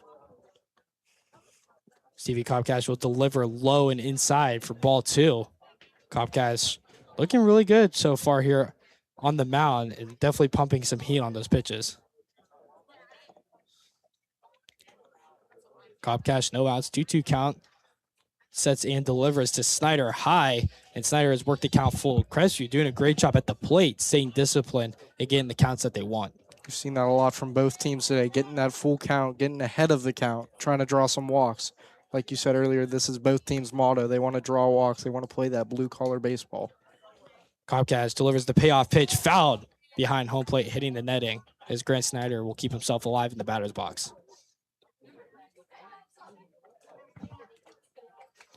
Some other out-of-town sports things to talk about: the Eastern Conference Finals of the Stanley Cup playoffs down in Carolina for Game 5 tonight. Carolina looking to end that series and go to the Stanley Cup final, as that payoff offering fouled behind the press box, behind home plate. Still 3-2 with no outs here. Poland up 7-0, 6 hits in that first inning. Crestview goose eggs across the board. Grant Snyder, another one of those non-senior players on the year, and a great young group for Crestview, hopefully for the years to follow, as Comcast will deliver it. He waves at it for strike 3. Grant Snyder goes down swinging. Poland gets out number 1 here in the top half of the second. Yeah, great start here from Kopkash. Well, Kopkash, the right-hander, coming up and picking up coming in relief and picking up right where they left off. And the sophomore, number 2, brother of Kyle Booth. The starting pitcher today for Crestview is Caleb Booth. That will dig in for the second at-bat of the inning for the Crestview Rebels. Get an update. That first pitch is low and outside for ball 1. Got an update coming here, I believe, for Lakeview. And it looks like Lakeview won the district title in the Northeast 2 district and will be heading to Massillon for the regional semifinal game to take on the winner of Poland and Crestview, as that one catches the outside edge of the plate for strike 1. Yeah, final score was 6-3, led by a Jacob Shaker triple that drove in 2 runs for Lakeview. Caleb Booth batting .241 with 12 RBIs on the year, trying to get some sort of offense going here in the second inning, as that breaking ball catches the low outside part of the plate for strike 2. And Stevie Kopkash definitely has settled into a groove here early in his relief appearance. Yeah, Kopkash, not normally a starting pitcher, more of a reliever or closer for the Bulldogs. He's definitely had some great appearance in the reliever position. As that offering catches the outside plate and catches Booth looking. Back-to-back case for Stevie Kopkash, looking to strike out the side with 2 outs in the top of the second. Well, so far, about as a dominant performance as you can ask for from Poland. Crestview just out of sync today, cannot find a rhythm in any facet of the game. 2 backwards Ks so far for the Poland Bulldogs on the defensive side of things. Catcher Wyatt Irvin is up to bat. It's the first offering. Irvin waves at it for strike 1, a nasty breaking ball from Kopkash. It was a little bit awkward. It looked like Irvin kind of fell back a little bit, taking the swing. Almost Maybe like he lost his balance. Getting those jitters out of the way in these playoffs games. At your first at-bat, you always have these jitters. Irvin batting .289 as that second offering is waved at and misses for strike 2. And you can hear the pop off of the glove of catcher Dylan Kelty. You can tell Stevie is putting some heat behind his pitches. That's what you need if you're the Bulldogs. Your starting pitcher goes down early with an injury. You need those relievers. And Irving, a broken swing, swings at it and strikes out the side. Does Stevie Kopkash. And Poland still has a 7-0 lead here through an inning and a half played. It did look like there was a lot of confidence up there at that bat. He looked like he was kind of half-heartedly, and I guess you can call it gator arms there, kind of pulled it in, didn't show a lot of balance through a lot of those pitches. So, again, Crestview just kind of out of sync all the way around. Can't seem to get anything going. 7-0 your score here. Poland with the lead. Poland looks to be bringing a cleanup hitter. Well, it would have been Joe Zaccaro, but not a pretty sight there to see him go down with an injury like that, especially a senior in his last season of baseball during his high school career. Hopefully nothing serious for him as Crestview will take the field. We're going to step aside for a quick timeout. You are listening to Poland Bulldogs baseball here on Western Reserve Radio. WRQX AM 600, the Patriots. We are back right after this. Village Tavern's been a beloved local landmark in Hubbard, Ohio for nearly a century, and now it's better than ever. Recently renovated and still serving up the same warm hospitality, the Village Tavern is your go-to spot for great food, cold drinks, and a laid-back atmosphere. Whether you're stopping in for dinner, catching up with friends, or just looking to relax, You'll enjoy a full menu of American favorites, rotating drink specials, and friendly service that makes every visit memorable. Be sure to visit the Village Tavern at 746 North Main Street in Hubbard, right next to Repair That Glass. To learn more, go to villagetavern3.com. The stations that are always ahead of the game. Western Reserve Radio, Western Reserve Radio 2, and City View Sportscast. Youngstown, Ohio.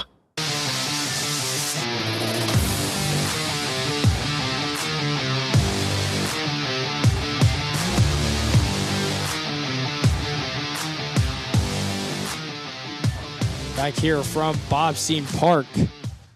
Crestview heading back to the defensive side of things. Stevie Kopkash is going to step in and hit for Joe Zaccaro. Clearly that injury affecting him significantly, taking him out of the game. And a little out-of-town scoreboard update quickly. The Guardians in the bottom of the first pop out to a 3-0 lead over the Red Sox in the first game of the 3-game weekend series up in Cleveland at Progressive Field. Yeah, runners on first and second, too, for the Guardians. They've had 5 straight singles.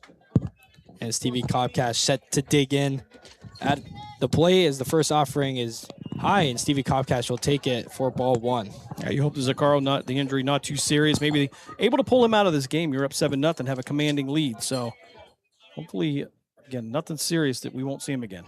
The second offering is high and inside for ball 2. Stevie Kopkash only batting 125 on the year. 3 hits with 3 singles. However, in those 3 hits, he has generated 4 RBIs. Snyder will set and deliver and is in there for strike 1 to make the count 2-1. That's what you need if you're the Bulldogs. Even though you're not getting hits, you're getting those RBIs, whether it's a sac fly or a sac bunt. Snyder trying to get the defense into a groove here after a 7-0 explosion by the Bulldogs as that pitch is low and catches the corner for strike 2. Great attendance by everyone here tonight down in Struthers, Ohio, both from Poland fans and Crestview fans. A little local matchup here for the district title as that breaking ball just misses high, and Stevie Kopkash has worked the count full. It didn't look like it. Snyder had control of that pitch the way he wanted. Kopkash batting 125. This is what you want here, getting yourself into a comfortable situation at the plate as the payoff offering is smacked into right field. Crestview trying to communicate there, and it's going to drop for a base hit. Stevie rounds the base at first, and he's going to get in there for a hustle double after some miscommunication from Crestview in shallow right field. And Stevie Kopkash, only batting 125, gets his first double on the season. Yeah, it looks like everything's going right for the Bulldogs here today. Up to a 7-0 lead, no outs in the top of the second. It's kind of a microcosm of everything that's happened to Crestview tonight. Ball high in the air, 3 players there. The communication not as good as you would want it to be. That one going to hit the ground, and the floodgates a little hard to close after you have a 7-0 lead. Catcher Dylan Kelty will set the dig in. It looked like Caleb Booth and Blake Devine having some communication issues out there in shallow right field as the first pitch is high and outside for ball 1. Crestview having to be careful here, down 7-0. Don't want to go down 10 runs when they hit that 5th inning, as the game will conclude. If that is the case, Snyder sets and delivers in the dirt for ball 2. Poland clearly showing that roster with 7 seniors making the difference here today as everybody is generating on offense. Only problem with those 7 seniors is how are we going to play in the future? And hopefully some bright spots in Aiden Perry and Zach Moranis, and Grady Pizzullo is helping them as Kelty lines out to short. A great catch there by Eli Cope, the leadoff man, and Crestview with an early out here, keeping Kopkash at second with 1 out in the bottom of the second. Yeah, Eli Cope redeeming himself in that first inning, had that error that scored a run for the Bulldogs, redeeming himself with that nice line drive catch. Crestview's best defensive play of the day. It's been a rough going here for the Rebels so far. Grady Pizzullo, the ace pitcher, will set into the batter's box for the Bulldogs as Snyder's first pitch is in there for strike 1. Grady Pizzullo being put at third base today, where Joe Zaccaro played on Wednesday in Poland's 5-3 district semifinal win over their fellow NE8 rivals in the South Range Raiders. Snyder's pitch is hit in the center field and is caught. A leaping grab by the second baseman, Caleb Booth. It looked like it was getting out in the center field, but 2 great plays by the infielders and Caleb Booth and Eli Cope at the shortstop and second base positions. You can see maybe this is something to come, a change for the Crestview Rebels, making these great defensive plays. Just need to get that offense going. Crestview trying to get a quick inning here. Fourth batter of the inning for the Bulldogs in Owen McKenzie. Once again, another great pitcher. As Poland, always known for their defensive strategies and talent within their baseball program. Snyder will look off Stevie at second. First pitch is high for ball 1. Owen McKenzie, 0 for 0, first at bat, reached on a walk. And Poland showing great base running discipline and plate discipline in their first 2 playoff games so far. Owen McKenzie will foul that one down the first base line and out of play. Ball headed toward Lowesville, towards the river there. I hope it doesn't catch any kayakers out there. And seems to be a big thing coming up here in the Lowville Struthers area. Seems like we saw a sign for a kayak dock on the way here from Poland. Well, I heard that from Mayor Cat Miller today too, talking about that. Snyder's pitch is in there for strike 2 and has worked himself into a 1-2 count, trying to get out of the inning with 2 outs. And Kopkash in scoring position at second. This is how he started the first inning, though, and McKenzie got out to a little rough start in the box, but got that full count, drawed the walk. 7 runs on 7 hits as Snyder sets and delivers high for ball 2. Like you were saying, a good eye from the whole Poland team today. Have been drawing walks and getting these easy singles and doubles all day. Owen McKenzie batting .319 on the year will step out of the batter's box to catch a breather. And Owen, 15 hits on the year, 13 of those singles, and only 2 were doubles. However, 9 RBIs and 9 runs on the year for the senior Bulldog. Snyder sets and delivers, and McKenzie waves at it for strike 3, and Snyder gets out of the inning with no runs given up. No damage done this half of the bottom, or this bottom of the second. Poland still clinging to a 7-0 lead. We head to the top of the third from Bobstein Park. You are listening to Poland Bulldogs Baseball here on Western Reserve Radio, a part of the iMedia1 network. I spend a lot of time in the backyard, and I'm the center of attention at summer barbecues. In '96, I made some of the tastiest s'mores. And in '09, it was me, your backyard fire pit, that accidentally started a wildfire when a summer breeze carried one of my embers into some dry brush. Spark a change, not a wildfire. Visit SmokeyBear.com. Brought to you by the U.S. Forest Service, your state forester, and the Ad Council. Only you can prevent wildfires. My name is Lola Silvestri, and I'm going to be 95 this year. I was very independent. I fell, and I had to have Meals on Wheels. America, let's do lunch. 1 in 6 seniors faces the threat of hunger, and millions more live in isolation. Drop off a hot meal and say a quick hello. Volunteer for Meals on Wheels by donating your lunch break at americaletsdolunch.org. This message brought to you by Meals on Wheels America and the Ad Council. Hey everyone, let's all stop what we're doing and take a moment. You see, every moment can be kind of special. But they can be loud moments, goofy moments, dorky moments, it doesn't matter. Because every time dads like us take a moment like that to spend with our kids, well, it's pretty momentous. So let's take a moment to make a moment. Call 877-4DAD-411 or visit fatherhood.gov. Brought to you by the U.S. Department of Health and Human Services and the Ad Council. The stations that always keep you in the zone. I love it. It's awesome. Western Reserve Radio, Western Reserve Radio 2, and City View Sportscast, Youngstown, Ohio.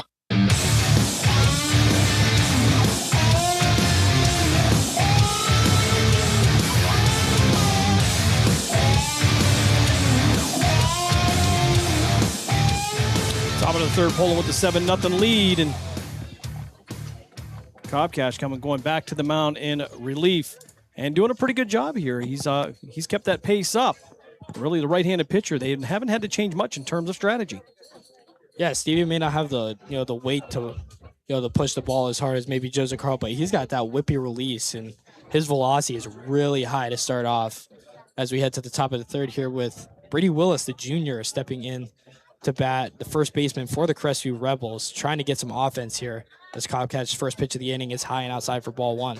Yeah, like you were talking about, Kopkash, a whip release, doesn't have that full arm extension like you see with most pitchers. It's kind of shorter.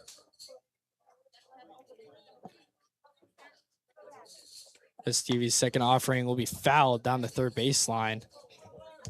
And Willis will make the count 1-1. Brady Willis on the year batting 132 with just 8 RBIs and 10 runs. He does, however, have one of Crestview 2 home runs this year. As Crestview trying to look for some sort of offense. Copcash sets and delivers high for ball 2, 2-1. Crestview only base runner reached on a walk. No hits recorded so far. That walk was at the start of the game, too. It was Eli Cope. Eli Cope showing his speedy base running, stealing a base there. However, caught stealing third in the top of the first. So Stevie's next pitch, high, pulling Dylan Kelty from his catching position to snag that one. And it looks like Willis just trying to get on base somehow, potentially on a walk here with the count being 3-1. Stevie gets the sign that he wants. He'll set, wind up, and deliver. And that one is high for ball 4. 2 Crestview batters have reached base, both on walks today. And Brady Willis will try to use some base running ability to get home and get Crestview on the board. Copcash's windup's interesting. Just not a whole lot to it. Very short. Stevie using that wrist power to snap the ball through to get some velocity as he looks to make his way down to Pittsburgh to LaRoche University to continue his collegiate career.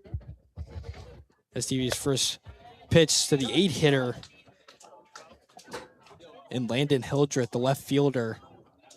Another freshman on this Crestview team.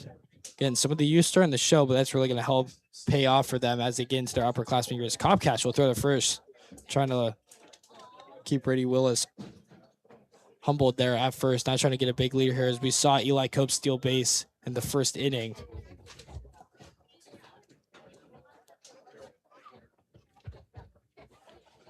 Stevie Copcash sets, winds, and delivers, and that's high for ball 2. Crestview doing a great job working the count here early in the top of the third.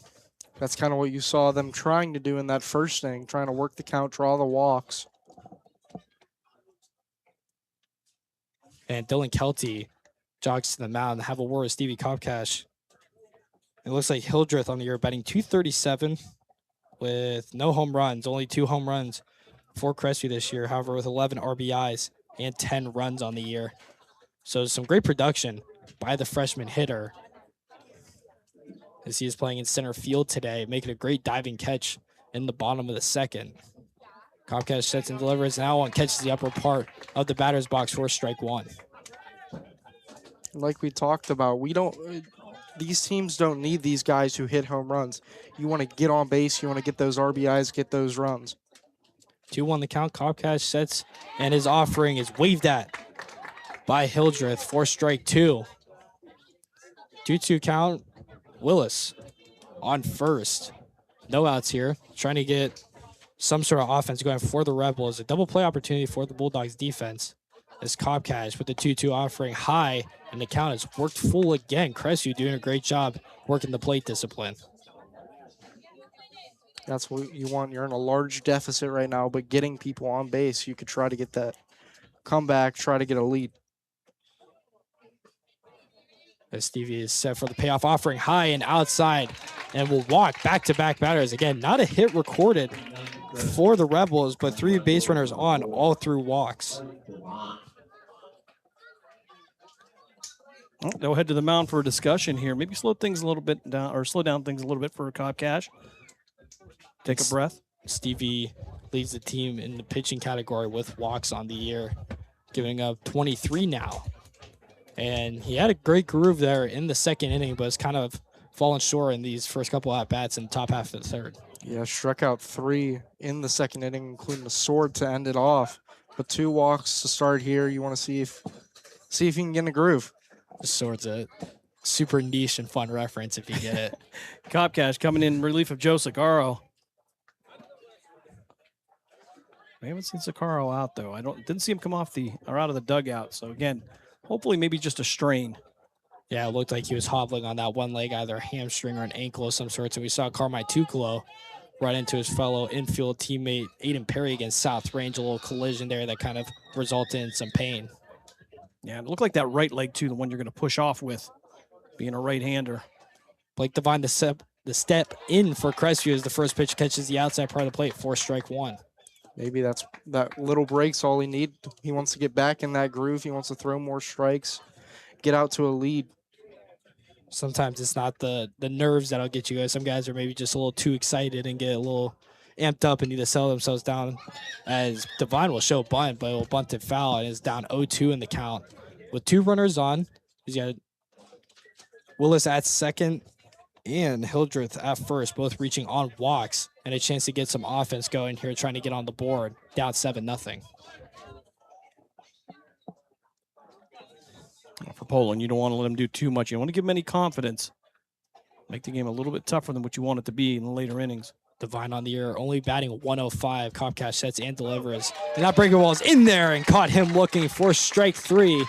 He goes down in 3 pitches.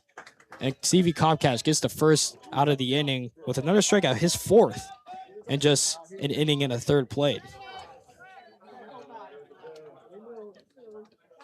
That'll flip the order upside down. Back to Eli Cope, the shortstop leadoff man. Stealing a base in the first inning, but caught stealing at third, reaching on a walk. Comcast's first offering is high and inside for ball 1. You got to watch out. Cope's a guy that can get on base, too. He has a high batting average at 360 on the year. Cope responsible for that third out in the top of the first before the Poland explosion in the bottom of the first with 7 runs. As Cobb catches pitch just off the outside part of the plate for ball 2.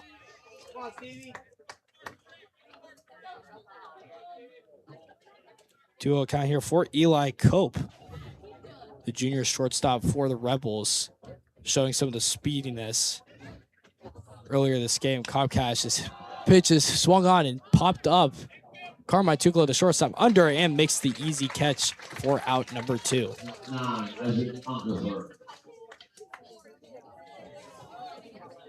As Isaac Unkeffer, the third baseman, the junior, once again, another great junior class from the Crestview Rebels, steps in, and he struck out looking back in the top of the first, responsible for that first out that generated the rest of that defensive masterclass when Joe Zaccaro was on the mound. Thirding in here, Poland still with a 7-0 lead. As that first pitch he has grounded to Pizzulo, gathers and throws across the diamond, and an easy catch for Owen McKenzie for out number 3. Crestview leaving 2 stranded, gets on base, no hits though. Got both of them on walks, and Poland still holding on to a 7-0 lead. We'll step aside for a quick timeout. You're listening to Poland Bulldogs baseball here on Western Reserve Radio and WRQX AM 600. The Patriot. We're back after this. Most of my family, they never graduated high school, so I'm trying to break that barrier. My daughter, Brooklyn, was also a motivation for me to go back to school. Every day after work, went straight to school, and it paid off. At age 26, Kareem finished his high school diploma. I could not have done it alone. I see the future is really bright for me. No one gets a diploma alone. If you're thinking of finishing your high school diploma, you have help. Find free adult education classes near you at finishyourdiploma.org. Brought to you by the Dollar General Literacy Foundation and the Ad Council. So I'm a cat, and I just moved in with this new human, and she's got this little toy she's always playing with, all day long. Tap, tap, tap, tap, bloop, bloop. She can't put it down. There it is. Oh, and get this. She even talks to it. Last week, she asked it for Chinese, and guess what? Egg rolls showed up. Like magic. Humans have cool toys. A person is the best thing to happen to a shelter pet. Be that person. Adopt. Brought to you by the Ad Council and the ShelterPetProject.org. What if I told you that a tornado was going to happen tomorrow, right where you live? That it would touch down at exactly 3:17 p.m., and I told you the exact path it would take. You would, of course, prepare. You would talk with your loved ones, and you'd make a plan today. It's true, I can't tell you a tornado will strike tomorrow, but shouldn't you have a plan anyway? Go to ready.gov/communicate and make your emergency plan today. Don't wait. Communicate. Brought to you by FEMA and the Ad Council. The stations that always keep you in the zone. I love it. It's awesome. Western Reserve Radio, Western Reserve Radio 2, and City View Sportscast, Youngstown, Ohio. Back here at Bob Seam Park, Gavin Seifert set to lead it off here in the bottom of the third for the Bulldogs. His first pitch is high for ball 1. He drew a walk in his first at-bat, scoring a run for the Bulldogs. 8, 9, and 1 hitter. And Seifert, Mimo, and Tuglo set to bat here this inning as that second pitch is in there for strike one. Snyder doing a good job maintaining the gap here on the defensive side of things for Crestview after Kyle Booth with a rough 7-run inning in the bottom of the first, which caused a pitching change. Seifert smacks that one in the center field and is in there for a base hit. Gavin Seifert with a great start today from the batter's box, reaching on a walk and now a single here in the bottom of the third. You know, he's not the best hitter this year. You said he was batting 194. This might get his bat average a little up, maybe above 200. Gavin Seifert, a great fielder out in the outfield, playing in right there with his fellow teammates out there, Zach Moranis in center field and Kelly Mimo now up to bat, playing left field. Seifert is going for second. The throw down the second is not in time. Seifert slides in there safely. An aggressive base running from the Bulldogs, showing once again through their first 2 playoff games that Seifert puts himself in a position to score in the bottom of the third. Seifert's not a guy you'll usually see steal a base. He's a bigger guy. He's standing probably 6'3", 6'4". Seifert has some speed coming from the football side. However, a little bit of a bigger player playing the tight end and defensive end positions on the football gridiron during the Poland football season, returning for his senior year next year. As Kelly Mimo 0-1 is the count. Mimo will pop that one up behind home plate. I kind of went off the top of the wall here. Play, yeah. Some of the moms, girlfriends, and sisters going into self-preservation mode there. And Scene Park with a great venue here. These individual seats right behind the plate with these little trays next to them. Definitely a great place to be for a ball game, especially with the weather we have today. High-priced ticket seats. And that pitch was a ball low on outside. Wind is blowing left to right in the outfield. However, not slowing down the Poland offense today as they've exploded for 8 hits. As Mimo smacks that one down the third base line, just pulled it a little bit foul. Saw this in his first at-bat, too. Got that two-run double, I believe.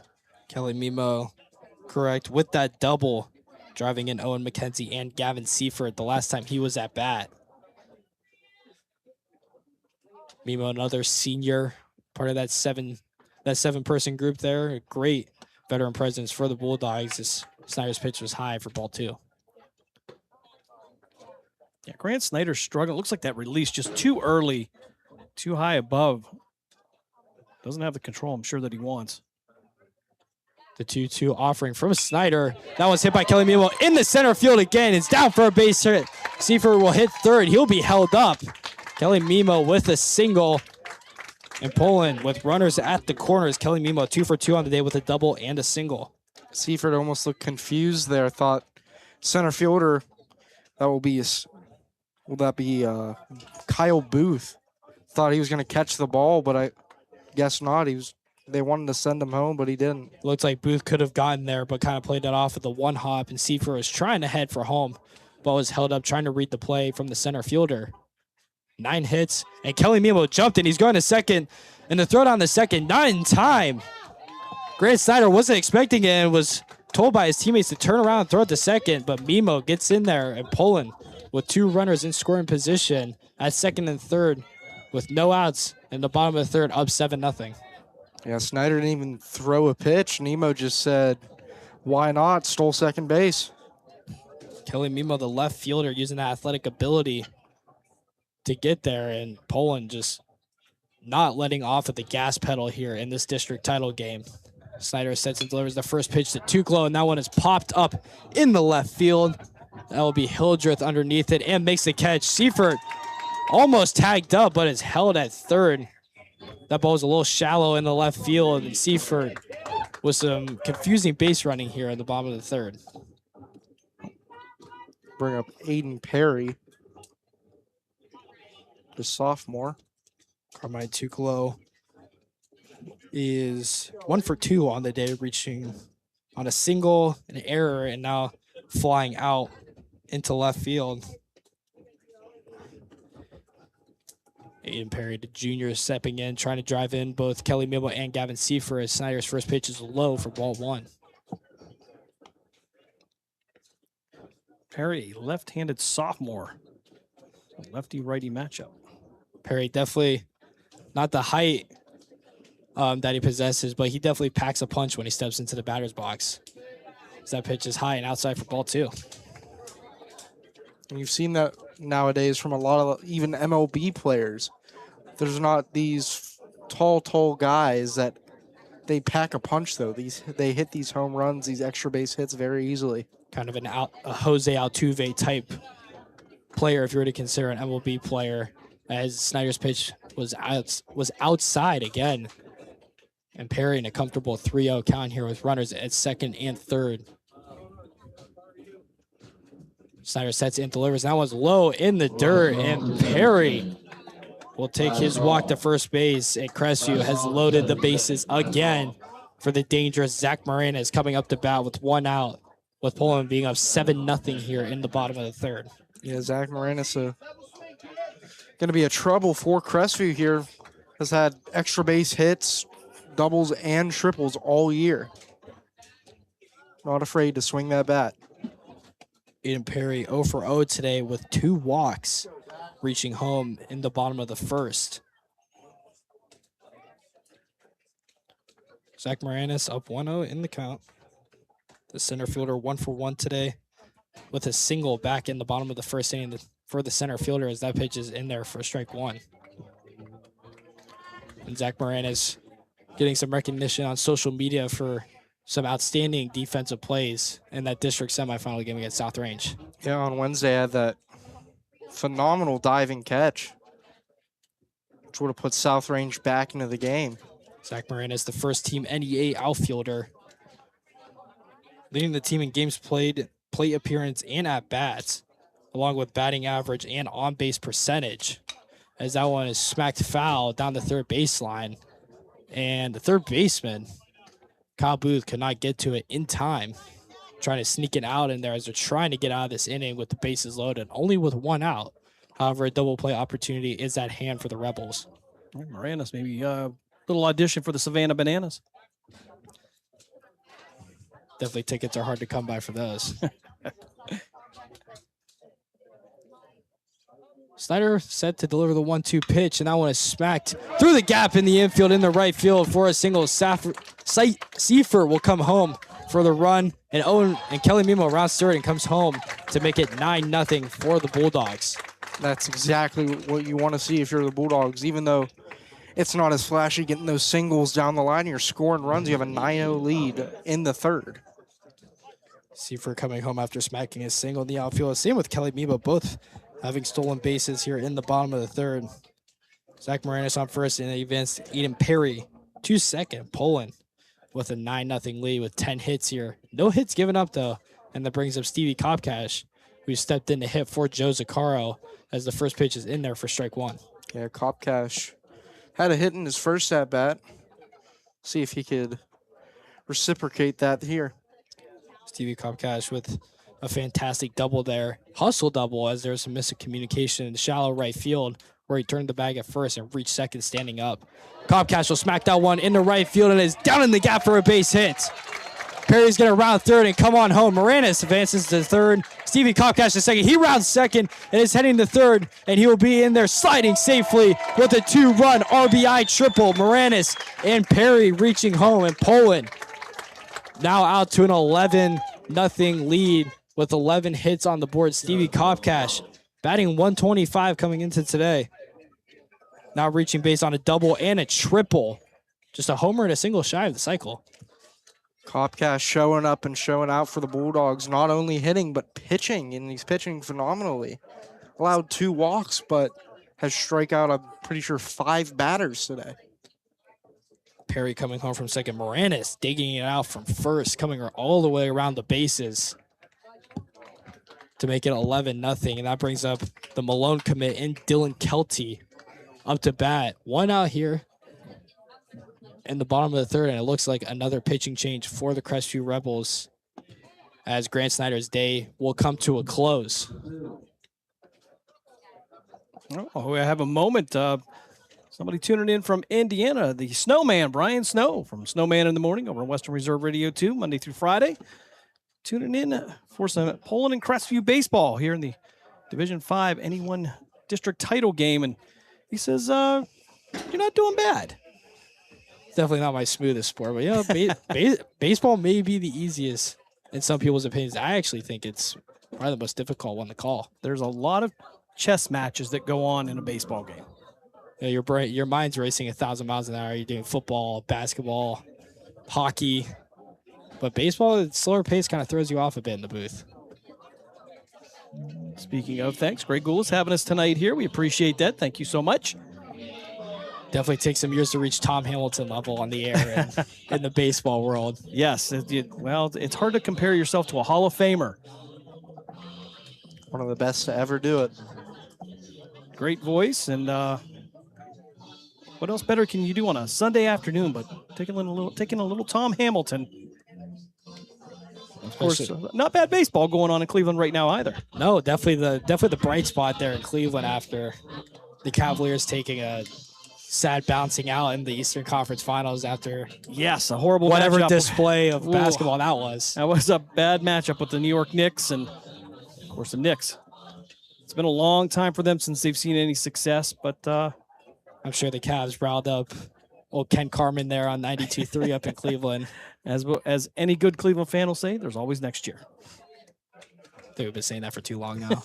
With every sport. And it looks like Caleb Booth, the brother of Kyle Booth, who made the start, is on the mound. His first pitch is low and inside for ball one. Dylan Kelty on the day, 1 for 2, reached base on a single, scored a run in the bottom of the first, and lined out to the shortstop in the bottom of the second as that pitch is low and outside in the dirt for ball 2. Yeah, that line out to the shortstop could have been a easy hit, but Eli Cope with a phenomenal catch. Definitely great contact there by Dylan Kelty. Just couldn't get it over the head of Eli Cope. 2-0 count here. Caleb Booth delivers in there for strike one. Brother of Kyle. Caleb Booth is the sophomore, and Kyle Booth, the lone senior in the lineup for the Rebels today in this Division 5 Northeast 1 district title game.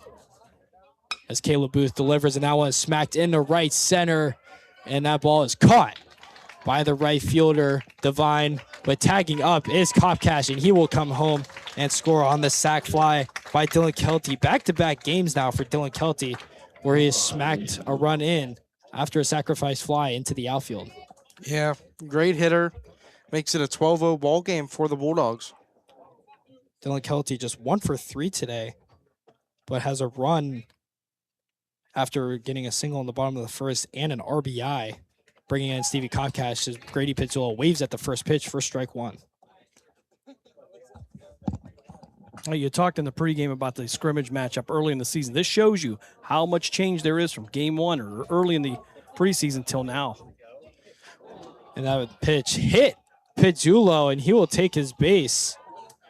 And the bases are cleared now from that bases loaded situation, pulling up 12-0 with 2 outs. And Pizzolo will reach base for the second time today after striking a double in the bottom of the first. You can see those nerves are getting to these Crestview pitchers. They allowed, what would it be, 11 hits in today's game. Maintain some control, not draw some walks, don't hit some kids. And you know, Owen McKenzie coming up the bat here, pulling up 12-0. If Crestview does not cut that lead to under 10, this game may be done very early here after the top of the fifth. Yeah, mercy rule is 10 runs after 5 innings. We're in the bottom of the third currently. Owen McKenzie set two-step in. McKenzie today 0 for 1, reaching base on a walk in the bottom of the first and striking out his last at-bat. 3 strikeouts in the last 2 games for McKenzie, going 0 for 2 against South Range on Wednesday night.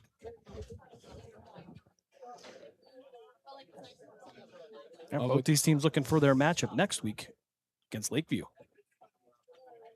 And Owen McKenzie smacks that one down the first base line and foul and into the bullpen down in right field.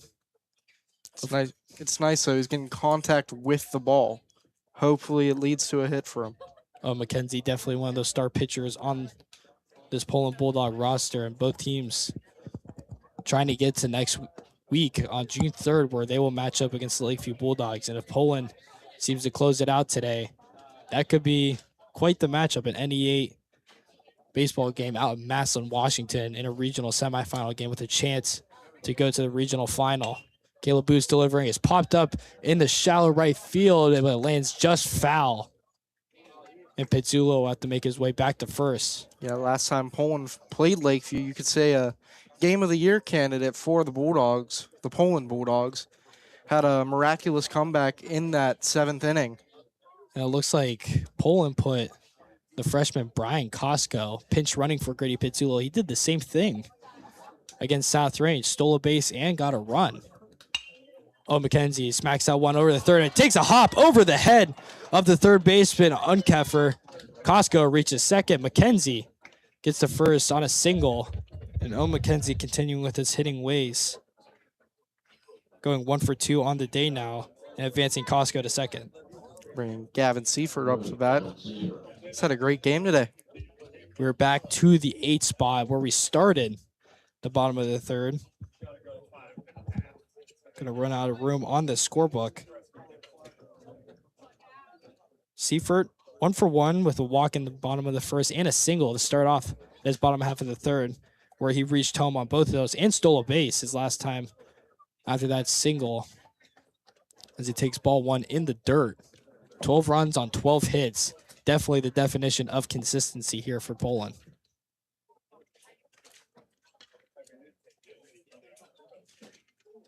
Gavin Seifert digs in for the second pitch of the at-bat.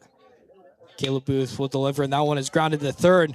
Off of the glove of the third baseman, Unkeffer, and Seifert reaches first base safely with no play, and Poland has loaded the bases for the third time today in the bottom of the third, and that'll bring up the 9-hitter, Kelly Mimo. Yeah, Unkeffer the past two at-bats for Poland, 2 almost error-like plays. Yeah, he's struggling. That first one went right off the tip to the top of his glove. Didn't really get in front of the ball. So, again, trying to get back to the basics. You can see the body language now and the disappointment out there at third. McKenzie at second. Costco at third. Seifert reaching on an error off of the glove of Unkeffer at third base. And Kelly Mimo, the 9-hitter, having himself quite the playoff performances so far through the first 2 games. That pitch is low in the dirt for ball 2. And if you're Crestview, you don't want to get back to the top of the order with Carmine Tucolo up to bat next. Kelly Mimo, a double and a single today, reaching home here to start the bottom half of the third as that pitch is low in the dirt again to make the count 3-0. And Caleb Booth has got to worry about not walking a run home.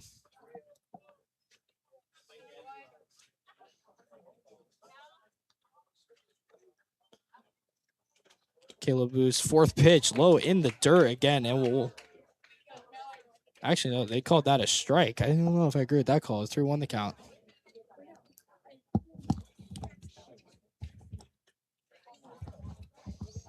Caleb Booth pitches. That one is low, however, and he will walk a run home, and Kelly Mimo will advance to first. Top of the fourth here, Poland with a 13-0 lead. We'll step aside 10 seconds for station identification. You are listening to WRQX AM 600, The Patriot, a Cumulus media station. Columbiana County, this is your News Talk leader. WRQX, Salem, Youngstown, Warren. We are AM 600, The Patriot, a Cumulus media station. Carmine Tucolo up to bat and is going to call time as Caleb Booth was set to make the pitch to Tucolo. Base is still loaded. Caleb Booth just walked Kelly Mimo to first and brought home Brian Costco, who's in pinch running for Grady Pizzulo. Poland leading 13-0 as that first pitch is high and inside for ball 1. Tucolo, the big winner earlier with the $1,149. I'm sure I'm sure he's glad they based that on his basketball stats and on his baseball stats. Definitely the sharpshooter. That was always fun to watch, no matter what game it was or what competition. He always managed to put out a performance that was worth watching. Yeah, great young man as well. 2 outs here in the bottom of the third. 13-0 your score. Poland leading in this district title game. Caleb Booth's delivery low for ball 3. Just can't seem to hit the strike zone here in these last couple at bats. Yeah, and he's getting that same area. It's like low and in. He has some look that he's trying to get Poland to chase at, and Poland just not biting on it. Mimo at first, Seifert at second, and Owen McKenzie at third. And that pitch just low below the strike zone. And Caleb Booth will walk home another run, and Owen McKenzie and Tukalo will head to first. Poland's using, if you guys have watched the movie Moneyball, they're using the Moneyball strategy. Just get that on-base percentage, draw those walks. Well, as we found out in Cleveland, that works great for baseball. However, not so much on the football end of that. It never does. Paul Podesta, who they based that movie on, Moneyball, headed back to the Colorado Rockies this year. Seems like analytics is a big thing up in Cleveland. Well, we'll see if analytics was the problem, or did Andrew Berry do something a little bit different for our Cleveland Browns? And great draft for them. In the Cavs standpoint, analytically, we are still in the playoffs. There still might be a game tonight.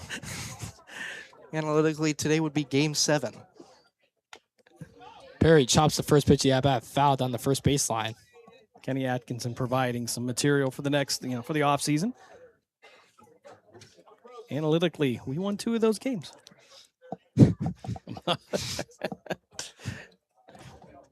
Didn't count in the standings, but no, I guess not. No, he still got swept. But in our hearts, it certainly. As that pitch is high and catches the corner, Perry, I don't think is in agreement with that call, but can't argue much when you're up 14-0 through 2.5 innings of play. Bases still loaded. Tukalo at first, Mimo at second, Seifert at third. As that pitch is low in the dirt for ball 2. These past, I'm pretty sure 3 batters have been 3 straight walks for the Bulldogs. It looks like we may have a battle of the Bulldogs in the regional semifinal, with Poland possibly taking on Lakeview.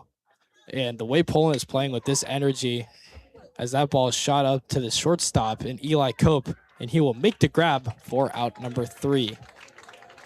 But another 7-run inning dealt by the Poland Bulldogs, making their lead 14-0 at the end of 3 innings of play. Poland with a 14-0 lead. We'll step aside for a timeout. You're listening to Poland Bulldogs baseball here on Western Reserve Radio and WRQX AM 600. We are back right after this. During the fall and winter, grilling season never ends, and Gessler Propane is your local supplier that makes sure you get your hard-earned money's worth. Why go to gas exchanges to pay higher prices for tanks not filled to capacity? Gessler Propane makes sure you're prepared for year-round grilling with 100% filled tanks at a reasonable cost. See Bob Monday through Friday, 10 to 4, and Saturday, 9 to 3 at Gessler Propane, 702 Youngstown Poland Road, Struthers, or call 330-755-9119. Gessler Propane. They got gas.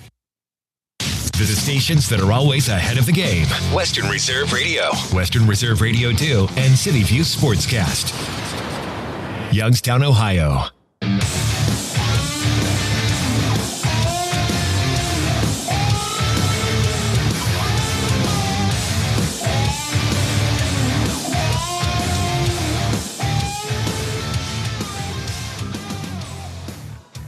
Back here from Bob Seam Park in the Division 5 Northeast 1 district title game. Poland looking like they're making some substitutions in the infield, getting some other players some time. Looks like Andrew Carchetti taking third base and Tucker Terajak at shortstop taking out Carmine Tukalo. And it looks like Brian Costco going in at second for Aiden Perry.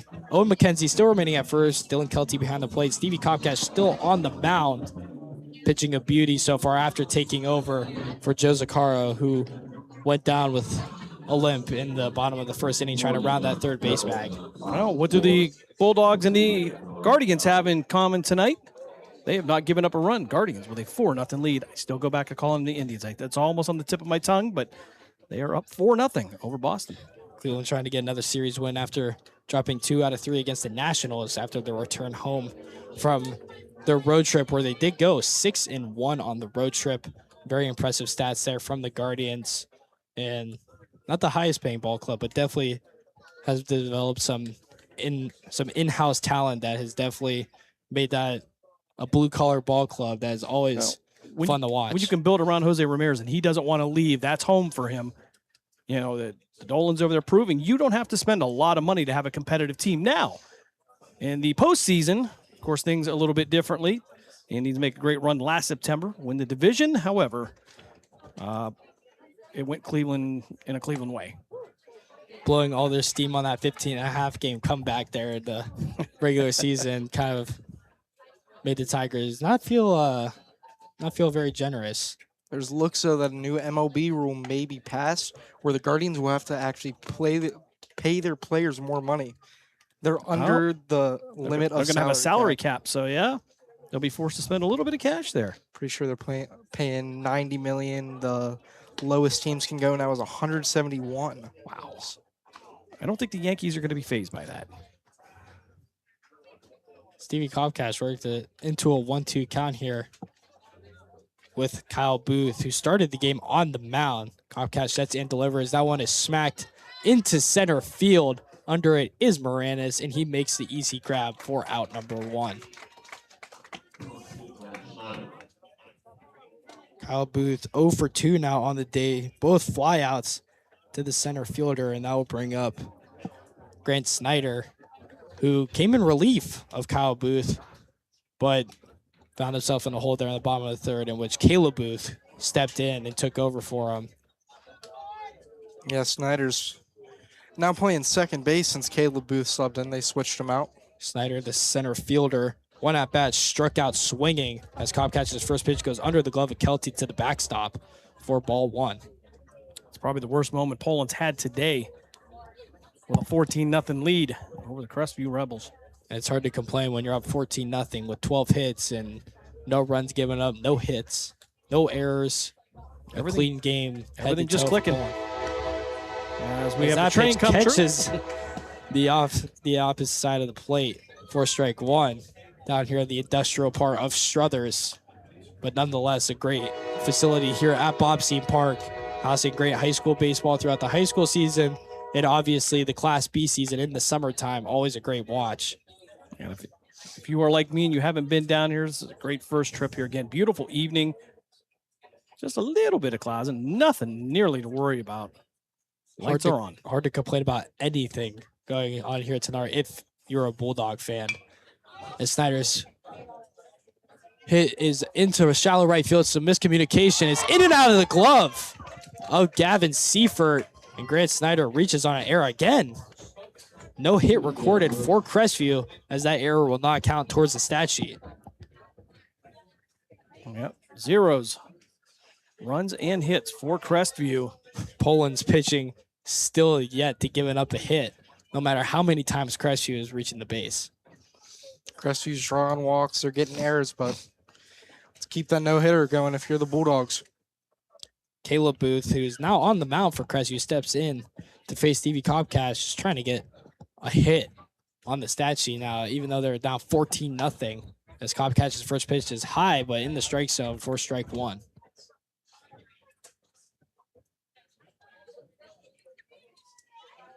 Oh, on the count.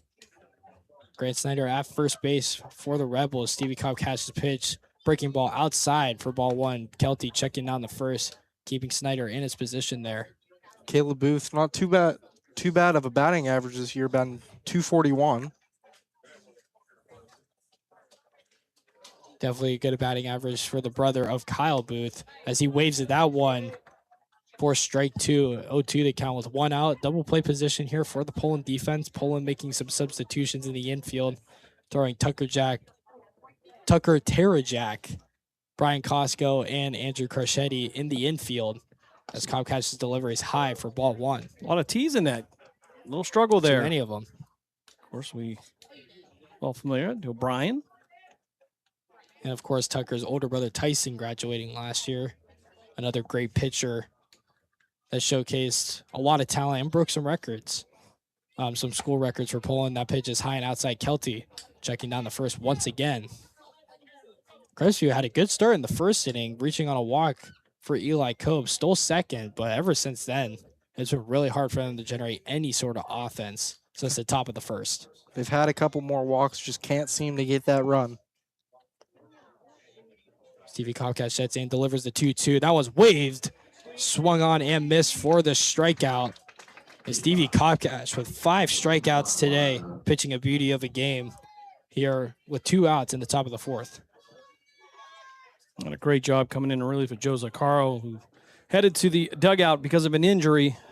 Again, we haven't gotten an update on that, but we are hoping not too serious. We got Wyatt Irvin, the catcher, I beg your pardon, digging in for the Rebels. Stevie Comcast with 5 strikeouts since coming in relief for Joe Zaccaro. No hits recorded so far for Crestview, reaching only on walks and errors.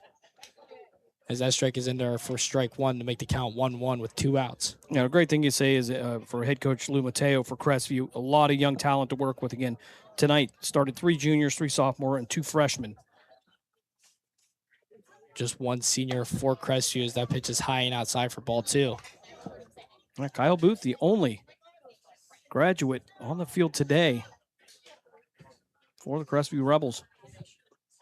With the run rule maybe taking effect here, maybe only an inning and a half worth of play left here from Bob Seton Park here in the top of the 4th with a 14-0 score.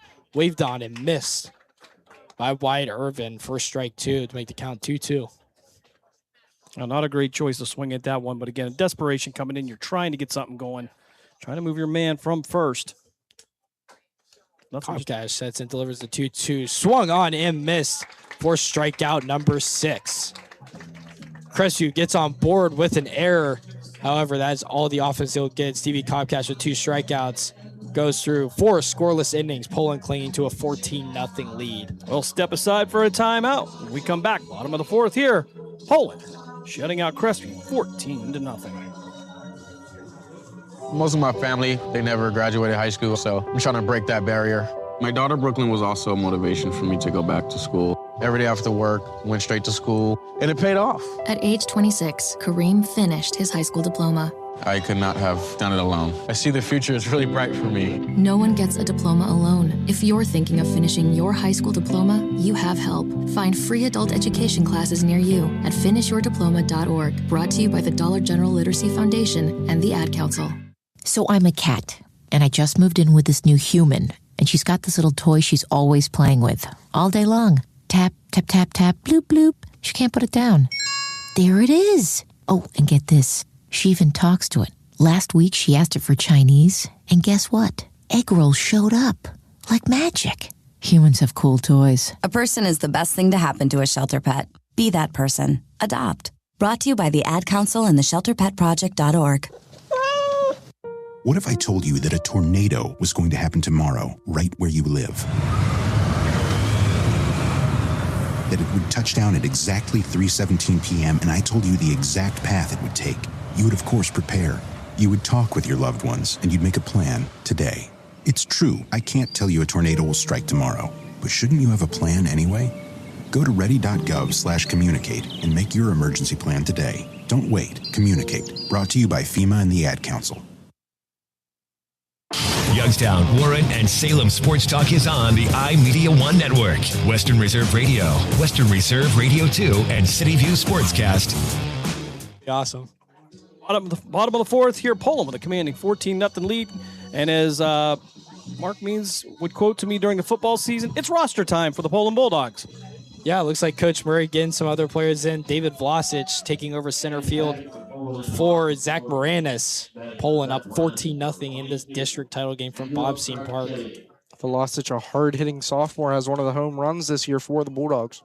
David Vlasic also getting it done on the mound this year as Logan Neff's first pitch is swung on and popped up into shallow center field, and the catch will be made by Caleb Booth, the second baseman, for out number 1.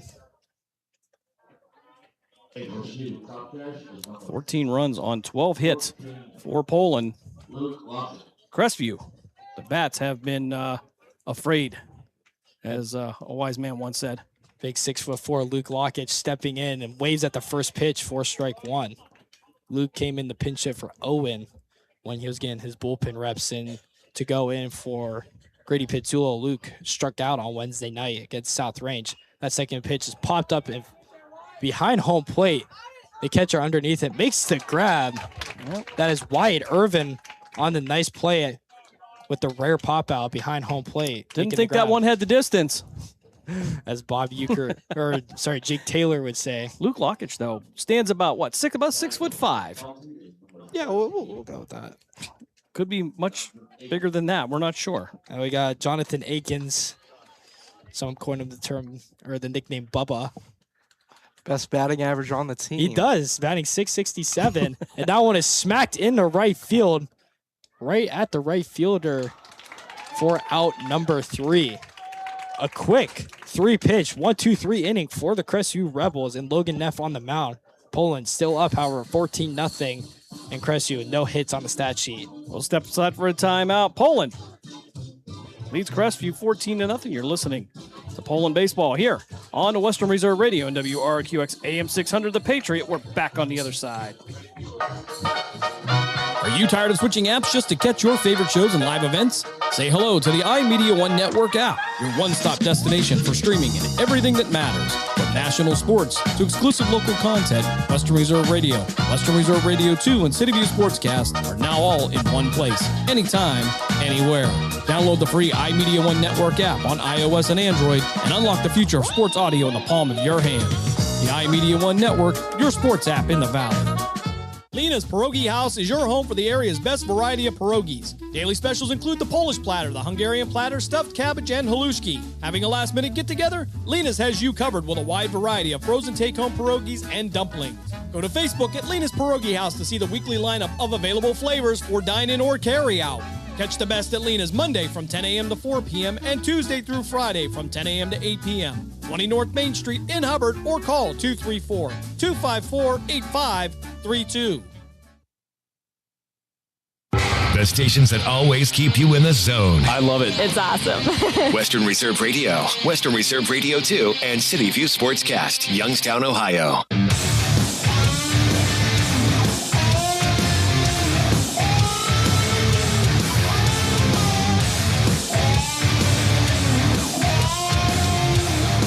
Top of the fifth, Poland with a 14-0 lead, and a lot of changing around going on here. Coach Rich Murray trying to get everybody in, get them that experience, because it appears that this journey is not going to be over this evening. And it seems like with every Poland baseball or any Poland program, the depth in athletes just is consistent from fall all the way to spring season. As you can see some names and numbers out here where you can see where you can put them in anywhere during any time of the game, and they can do their job well. You take a look at the Poland, the youth programs, especially for baseball, and how much they put in, and they develop great players, and it is definitely showing tonight. In the top of the fifth here, Crestview can't cut this lead down to 14-5. This game will be over after this top half of the inning, as John Akins looked like he overthrew the second baseman there. Brady Willis coming to bat for the Rebels. Sorry, I mean to throw a dig at John there, overthrowing the second baseman, a warm-up throw. It's the worst thing that's happened to Poland tonight. So Poland looking to complete the combined no-hitter.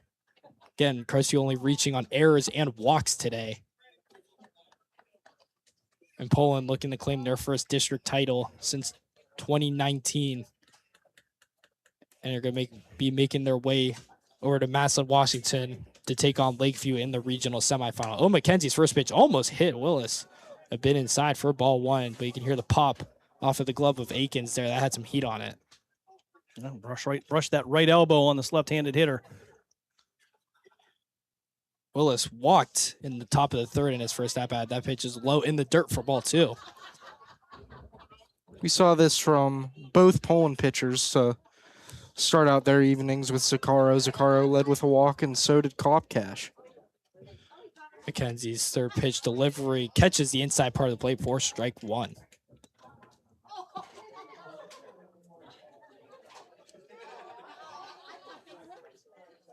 A very dry evening on the statue for the Crestview Rebels. McKenzie's pitch right down the middle for strike two. Brady Willis, the first baseman, junior, A nice senior class looks to be brewing here for the Crestview Rebels next year. Oh, McKenzie, the 2-2 offering. Catches the inside part of the play and catches Willis looking for the strikeout for out number 1, and Poland will toss the ball around the infield. When McKenzie picking up where everybody left off. Again, a solid performance by the entire pitching staff. 14-0 is your score. Poland with the lead. Poland always known for their pitching rotations and the program being a defensive ball club. As Landon Hildreth fouls away the first pitch of the at-bat, it's 0-1. 2 more outs, and it's all but over for the Crestview Rebels. And the celebration will commence for the Poland Bulldogs, putting together 2 7-run innings in the bottom of the first and bottom of the third, as McKenzie's pitched a little bit outside for ball 1. Got a whole new starting lineup in here for the Bulldogs. Looks like Coach Murray keeping Seifert out of right field as Hildreth waves at that one for strike 2. 1-2 count here, 1 out, nobody on base, no hits, no runs for the Rebels. Poland looking to complete the combined no-hitter and get the run rule into effect to end this game after this top half of the 5th. That pitch catches the inside of the plate with a nasty breaking ball for the strikeout. Back-to-back Ks for Owen McKenzie, and the pitching rotation for Poland has been sublime today. Well, that ball started out coming right at Hildreth. He saw it coming and then just broke right back. And an excellent pitch there. Hildreth has headed to the dugout dejected on that one. Beautiful pitch there by the senior Owen McKenzie. That was a 10th strikeout combined for the Bulldog pitchers. 1 more out, and it's a no-hitter. That first pitch catches the strike zone for strike I'm not one for superstition. Should we talk about that? We have been all game. I don't know if a 14-1 loss or win is going to be any different. Waved at it and missed for strike 2, and Crestview is down to their final strike. 2 outs here. Poland leads 14-0 in the top of the 5th. Poland looking to claim their first district title in 7 years. Oh, McKenzie sets and delivers. In there, right down the middle. Strike 3, ball game. Poland, with the run rule in effect, wins their first district title since 2019. What an excellent performance. Again, Joe Zaccaro goes down. They come in and clean up for him. A trio of pitchers. Wonderful job here, and a lot of excitement for the Poland Bulldogs. They will move on to next week to face Lakeview in Massillon. And 14-0 is your score. 14 runs on 12 hits. An amazing performance, a dominating performance for the Poland Bulldogs. You can see Zaccaro's still out there with the team. Still limping a little bit. Hopefully we get an update on him soon. Hopefully he's all good. The good news, leading the handshake line, got us a little bit of limp there, but again, he'll have about a week to recover from that, so hopefully he will be able to work that out as they will get ready to take on the Lakeview Bulldogs. 14-0 is your score. Poland with the win. We're going to step aside for a timeout. When we come back, we'll give you some numbers, and we will wrap it up here from Bobsine Park in Struthers. You are listening to Poland Bulldogs baseball here on Western Reserve Radio and WRQX AM 600 The Patriot. We're back after this. During the fall and winter, grilling season never ends, and Gessler Propane is your local supplier that makes sure you get your hard-earned money's worth. Why go to gas exchanges to pay higher prices for tanks not filled to capacity? Gessler Propane makes sure you're prepared for year-round grilling with 100% filled tanks at a reasonable cost. See Bob Monday through Friday, 10 to 4, and Saturday, 9 to 3 at Gessler Propane, 702 Youngstown Poland Road, Struthers, or call 330-755-9119. Gessler Propane. They got gas. Are you tired of switching apps just to catch your favorite shows and live events? Say hello to the iMedia1 Network app, your one-stop destination for streaming and everything that matters. From national sports to exclusive local content, Western Reserve Radio, Western Reserve Radio 2, and City View Sportscast are now all in one place, anytime, anywhere. Download the free iMedia1 Network app on iOS and Android and unlock the future of sports audio in the palm of your hand. The iMedia1 Network, your sports app in the Valley. I spend a lot of time in the backyard, and I'm the center of attention at summer barbecues. In 96, I made some of the tastiest s'mores. And in 09, it was me, your backyard fire pit, that accidentally started a wildfire when a summer breeze carried one of my embers into some dry brush. Spark a change, not a wildfire. Visit SmokeyBear.com. Brought to you by the U.S. Forest Service, your state forester, and the Ad Council. Only you can prevent wildfires. Hope you enjoyed your meal. And I just want to say, he's lucky to have a brother like you. Lucky? Caring for my brother is far from easy. But he's a part of me, like my arms and legs, so I'll be his. No time for tired. Nothing can disable this love. He needs me, but I'm the lucky one, even though I need help now and then. If you're caring for a loved one, visit aarp.org/caregiving for care guides and community. Support for your strength. Brought to you by AARP and the Ad Council. What if I told you that a tornado was going to happen tomorrow, right where you live? That it would touch down at exactly 3:17 p.m., and I told you the exact path it would take. You would, of course, prepare. You would talk with your loved ones, and you'd make a plan today. It's true, I can't tell you a tornado will strike tomorrow, but shouldn't you have a plan anyway? Go to ready.gov/communicate and make your emergency plan today. Don't wait. Communicate. Brought to you by FEMA and the Ad Council. This is Mario Andretti. You know me as a race car driver, but I'm also a Meals on Wheels volunteer. I've raced against the sport's biggest personalities, but I've never met more vibrant, amazing people than the seniors served by Meals on Wheels. You can make a difference by dropping off a hot meal and saying a quick hello. So, America, let's do lunch. Volunteer your lunch break at americaletsdolunch.org. This message brought to you by Meals on Wheels America and the Ad Council. Youngstown, Warren, and Salem Sports Talk is on the iMedia1 Network. Western Reserve Radio, Western Reserve Radio 2, and City View Sportscast.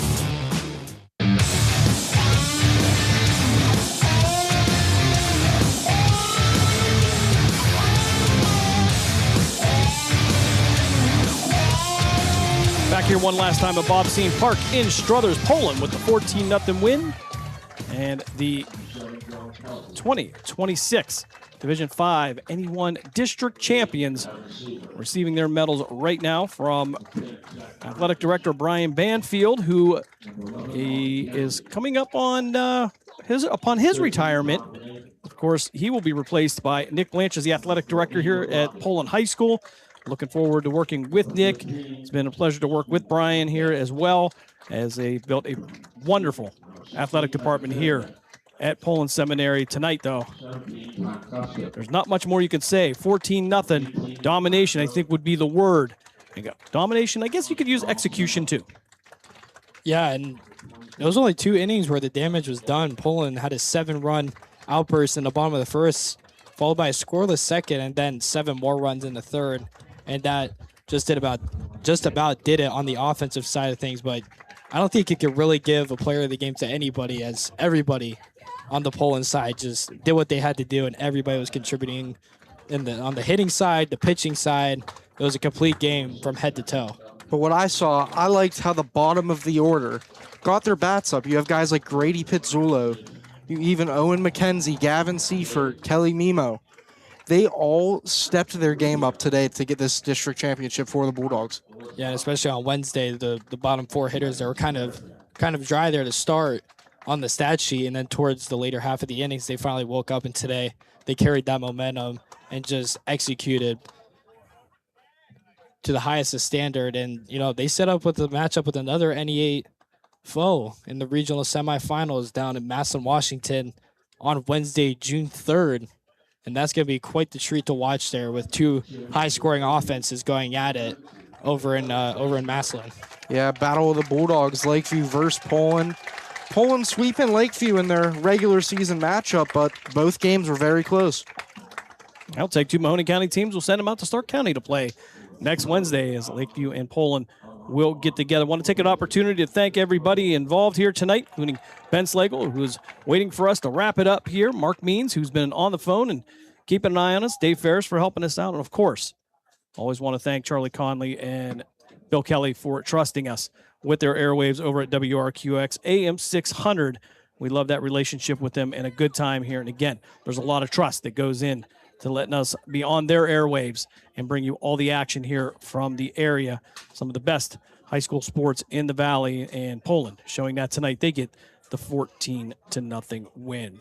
So for my partners in crime tonight, Colin Daly and Will Craven, I'm Jim Craven. Thanks for joining us again here for Poland Bulldog Baseball. They move on next Wednesday to take on the Lakeview Bulldogs. That game played out in Massillon. Stay tuned to our social media. We'll let you know what's going on with that. And certainly, we look forward to seeing all that action next Wednesdays.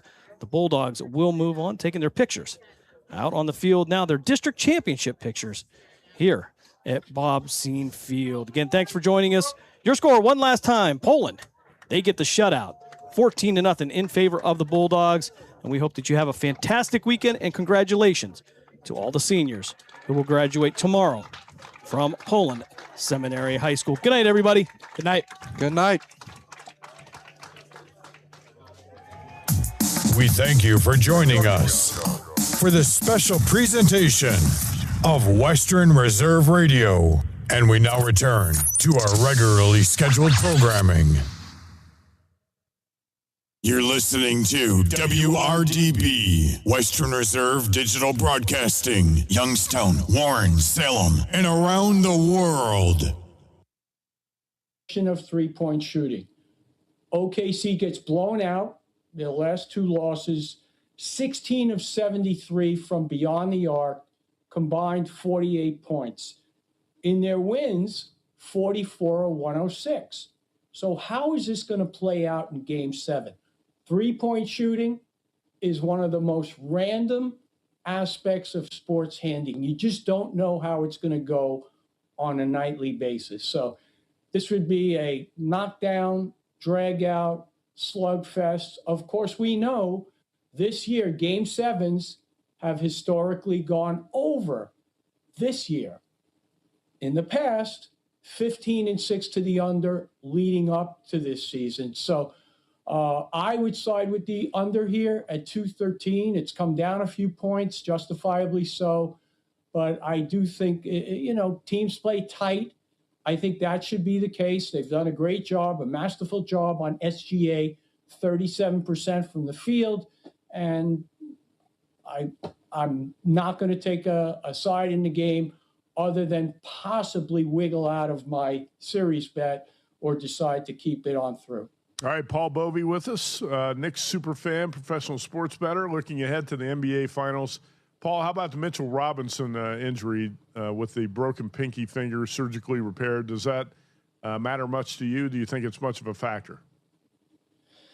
So Mitch, as we know in the playoffs, really didn't contribute too much, and that's because due to his free throw shooting, he was a liability on the floor. Mm-hmm. So he got the quick hook against Philly, missed 4 free throws. He got another quick hook. And then, unfortunately, the minutes he does log, he gets hurt. I think it will definitely matter because he's had success this year against the Spurs. One of those games, he played 18 minutes and had 10 rebounds. The other game, 15 minutes and 5 rebounds. But somehow the Knicks have flourished this playoff season without Mitch Robinson basically in the lineup. So I'm concerned. Towns could be a liability in terms of being on the court due to foul trouble. So, but Diarra, the other glorified center, he's actually plays the 4, but he has 20 points in 21 minutes against the Spurs this year. He sat out one game. So he's been effective, and I'm sure he'll see some minutes. All right, there you go. Analyzing the NBA Finals with pro sports bettor Paul Bovey. Paul, we got about 2 minutes left here. You've been a Knicks season ticket holder for a long time. These prices are going to go sky high here in the NBA Finals. Tell me you're not going to sell your tickets. What are you going to do with games 3 and 4 at the Garden? I'll be at 2 of the 3 games, rest assured. Maybe I'll take a few scraps and pay for my European vacation with one of the games, but we'll see how it plays out. I'll be in New York in time for Game 3, so it'll either be Game 3 or Game 4. My only concern is will be leading 3-0 going into Game 4, and it'll. And you can't sell. You can't sell. Yeah. What's your number? So, what's the magic number, Paul? What's the magic number? Everybody's got a price. What's the number you would sell your ticket for in Game 3 or Game 4? Yeah. Absolutely. Everybody has their number. I don't know. By the way, the prop on that OKC San Antonio game is De'Aaron Fox over 13.5 points and 23.5 points, rebounds, assists. He, in the first 11 games, averaged 18.5 points per game. He's tailed off the last 3 games, but he's also hit the glass, dished it out. And this, to me, is a soft number. They brought it down. Shooter's going to shoot. 1 for 9 last game, 0 for 3 from beyond the arc. But I think he'll shoot his way out of it, 13.5, too cheap. All right, we'll try to catch up with you next week before the NBA Finals, but you think this is going to be a long series, right? 6 games. I'm looking forward to seeing this thing wrap up on June 13th at home. That'd be nice. See what happens. All right, we'll see if you put money behind that opinion. We'll catch up with you before the NBA Finals. Paul Bovey, appreciate the time tonight. Have a great weekend. Thanks, Paul. Thanks, guys.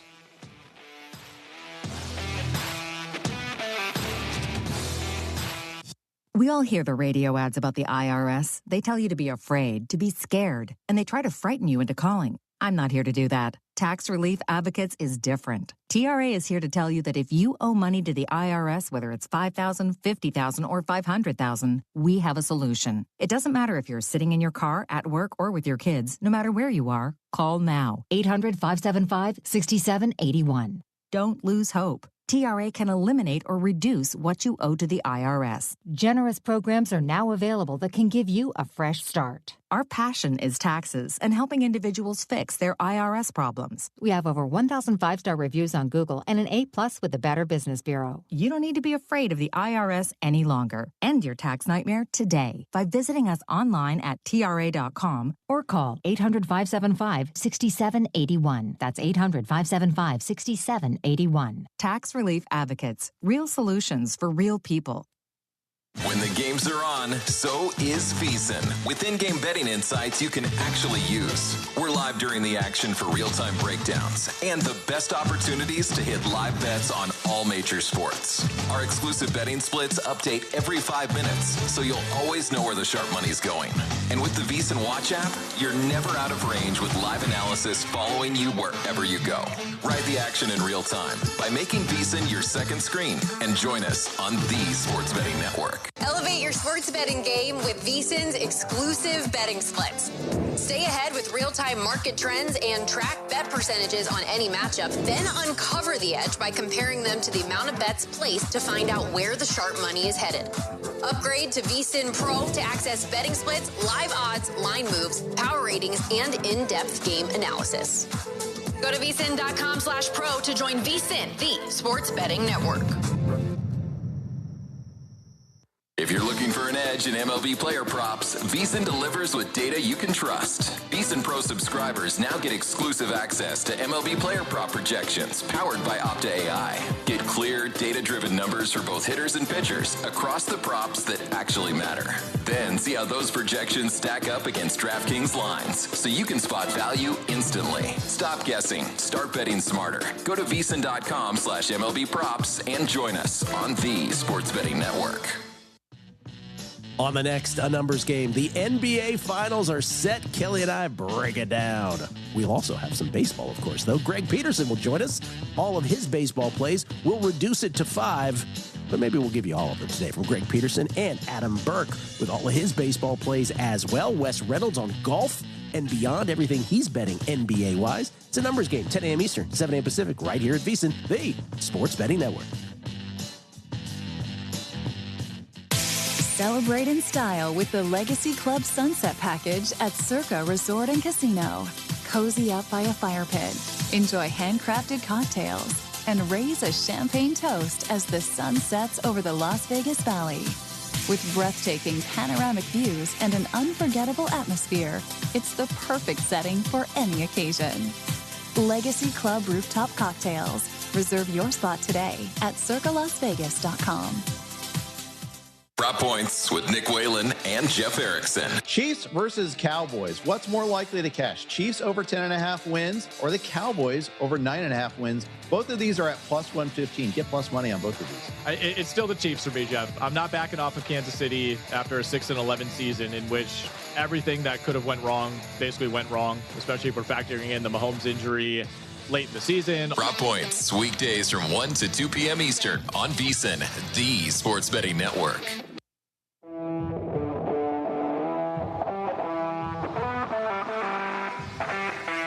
This is VSiN Primetime on VSiN, the Sports Betting Network. Hey, the clock is ticking on one of the best VSiN Pro offers of the year. Sunday's the final day to get a full year of VSiN Pro.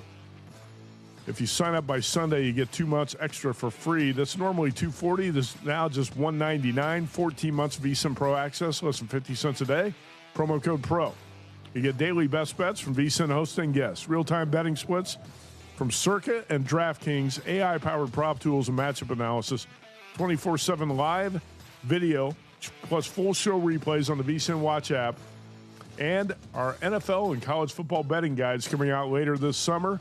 And if you call Sunday and you happen to get Will Hill on the phone, there's a chance you will get a Will Hill autographed Yankees t-shirt as well. This offer expires on Sunday.